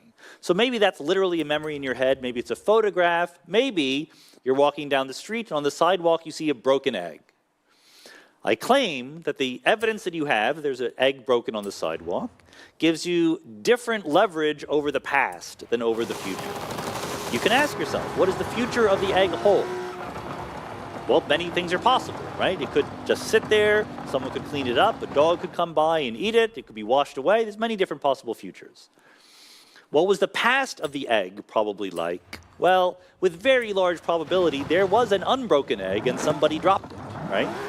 We can say something much more specific and informative about the past, given this evidence of the egg right now, than we can about the future. Why is that? Again, if all you knew were the deepest laws of physics, that equation I showed you, or Newton's laws or whatever, your ability to extrapolate toward the past and future would be identical. You have some knowledge of the world's present state, but it is incomplete. You have this macroscopic configuration of the egg, but you don't know what all the atoms and molecules are doing. the number of things the egg could possibly do toward the future is exactly equal to the number of things it could have been doing in the past, if all you know is the fundamental laws of physics. But you know something else. You know that the early universe had a low entropy. You know that our past, something that philosophers have sadly labeled the past hypothesis, which is the most boring label I've ever heard, but the past hypothesis says the universe started with low entropy. And that provides an anchor, that provides an asymmetry between what we know about the past and what we know about the future. So you have not only the present information, but also that past anchor, and that lets you infer features of what actually happened in the past. If you have an egg broken on the sidewalk, there used to be an unbroken egg. If you have a photograph of you, 10 years old, wearing a red sweater, you probably were wearing a red sweater that day. We all know, that we've all heard, right, that there's this general tendency of the universe to wind down and evolve toward its heat death over time. And there is, in my country, there's a controversy over what is called creationism. Some people think that if you think that there's a fundamental feature of the world where things just go to more and more disorderly states, that is incompatible with the appearance over cosmological history of things like you and me. Because we're not low entropy. How is it possible that such highly organized things like you and me could just pop into existence in a world that is generally becoming more and more disorganized? And scientists have an immediate glib answer to this. The Earth and its biosphere is not a closed system. It's not isolated. You can clean your room. There are things called refrigerators. If you put your bottle of champagne in the refrigerator, its entropy will go down as it cools, okay? So therefore, there's no contradiction with the second law of thermodynamics that low entropy things like you and me came to be as the universe expanded and cooled. On the other hand, just because you can clean your room doesn't mean you will clean your room. Some of you may have experienced this with children or even yourselves. So the fact that the Earth is not a closed system allows for the appearance of organized systems like you and me, but it doesn't explain why it happened. The explanation is, of course, incomplete. We don't know the full answer, but it relies on the fact that there's a difference between simplicity and complexity. There's an axis, if you like, between simple systems and complex systems, another axis between low entropy organized things and high entropy disorganized things. Being disorganized does not mean being simple or being complex. Think about one of my favorite examples, mixing cream into coffee. On the left, you have a low entropy situation. All the cream's on the top, all the coffee's on the bottom. As time goes on, the cream mixes into the coffee. On the right, you have a high entropy situation. Everything is mixed together. That's a natural flow of time from past to future. But think about the system on the left. It is very simple. Here, the technical definition of simplicity versus complexity is, how long do you have to talk to me to describe the system in full detail? How many bytes of information do you need? On the left, all the cream's on the top, all the coffee's on the bottom. It's very simple. On the right, everything is mixed together. It's also very simple. It's in between. It's where those tendrils of cream and coffee are mixing together in some intricate fractal pattern. That's when things look complex. So there's a natural tendency, as the universe ages, for entropy to increase. But at the same time, complexity first increases and then decreases. It's not only that complex systems are allowed to come into existence when entropy is increasing. In a very real sense, they do come into existence because entropy is increasing, or at least they can maintain themselves. They can maintain structure and order and self-repair because we're in a very low entropy universe that is only gradually becoming more and more disorderly. And it's not just cups of coffee and cream that this is true for. This is true for the universe. So here is the history of our observable universe in a very brief presentation. It started out, we don't know what happened at the Big Bang, but 1 second after the Big Bang, we know what the universe was like. It was hot, dense, and smooth. That's it. That's a very simple explanation, a very simple description. I didn't take that many bytes to give it to you. As the universe expands and cools, it becomes increasingly lumpier because gravity pulls things together. So a few 100,000 years after the Big Bang, we get the cosmic background radiation, a snapshot of what the universe looked like when it first became transparent. Tiny variations in density from place to place, but still pretty smooth. Now, 14 billion years after the Big Bang, the universe is very complicated. We've formed galaxies and stars and planets and biospheres and lecture halls. They're a very complicated part of the universe. But we can keep going. We discovered in 1998 that the universe is not only expanding, but accelerating. It's expanding faster and faster, which means it's never going to stop, according to our best current theories. What will happen is the stars will burn out. 10 to the 15 years, 1 quadrillion years from now, the last star will stop shining. Sorry. All of those stars are going to fall into black holes. And Stephen Hawking taught us in the 1970s that even black holes don't last forever. They give off radiation. So 10 to the 100 years from now, what used to be called a Google before the search engine took over the term, 10 to the 100 years from now, there'll be nothing left in the observable universe. There will literally be nothing but empty space. Nothing but empty space is very simple, but it is very high entropy. Everything's very far apart, so there's lots of different arrangements for the things that do exist. So the entropy of this universe just increases, but the complexity first increases and then decreases. This is a natural, robust, generic way that complexity can come into being. What we want to do, that's the easy part, what we want to do is take that natural, robust, simple story and apply it to the real evolution of complicated structures like life here on Earth. So for me, the epiphany was one day I was taking a plane ride to a conference, and I was actually interested in the origin of life. I was reading a paper, a technical paper on the relationship between physics and the origin of life. I'm sitting there reading my paper. The guy in the plane seat next to me starts talking, and you know, as a theoretical physicist and cosmologist, you need a lot of people who have theories about the universe that they would like to explain to you. So this guy looks at my paper and he says, oh yes, I'm familiar with that work.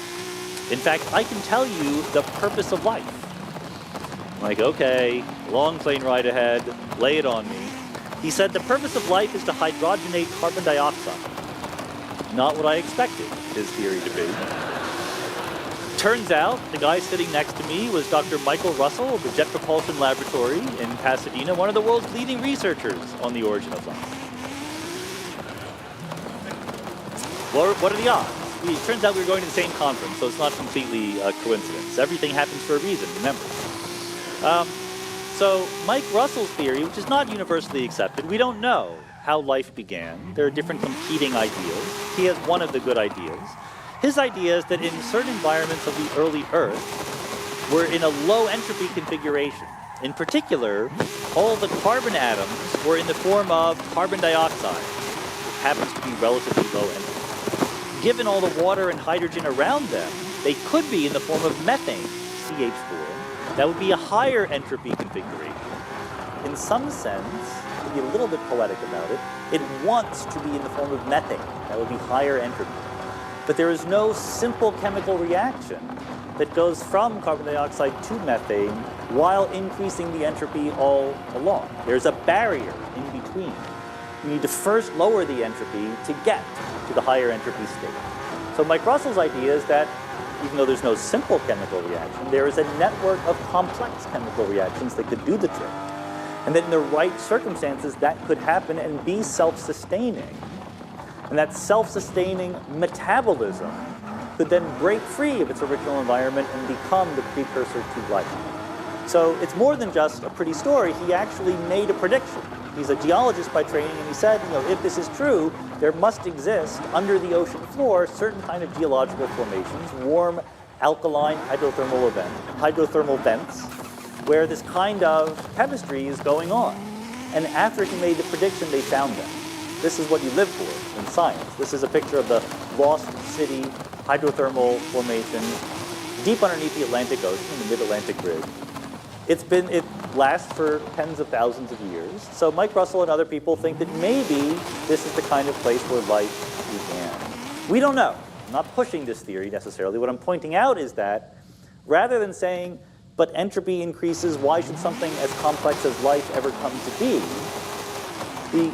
It's very, very plausible that the appearance of life depended on the fact that entropy tends to increase.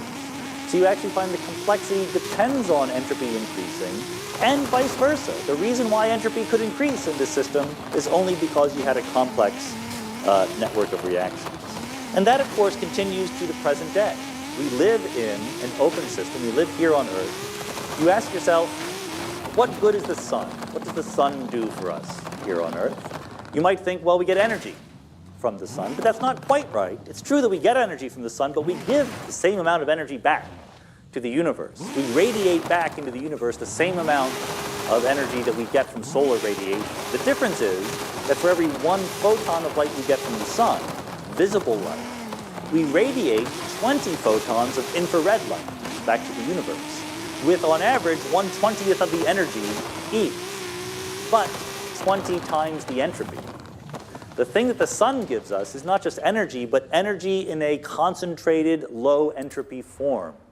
And we then photosynthesize, chew our cud, eat our cows, give lectures, write books. All of that, all those processes increase the entropy of the universe along the way, and then we give it back to the universe in the form of infrared radiation.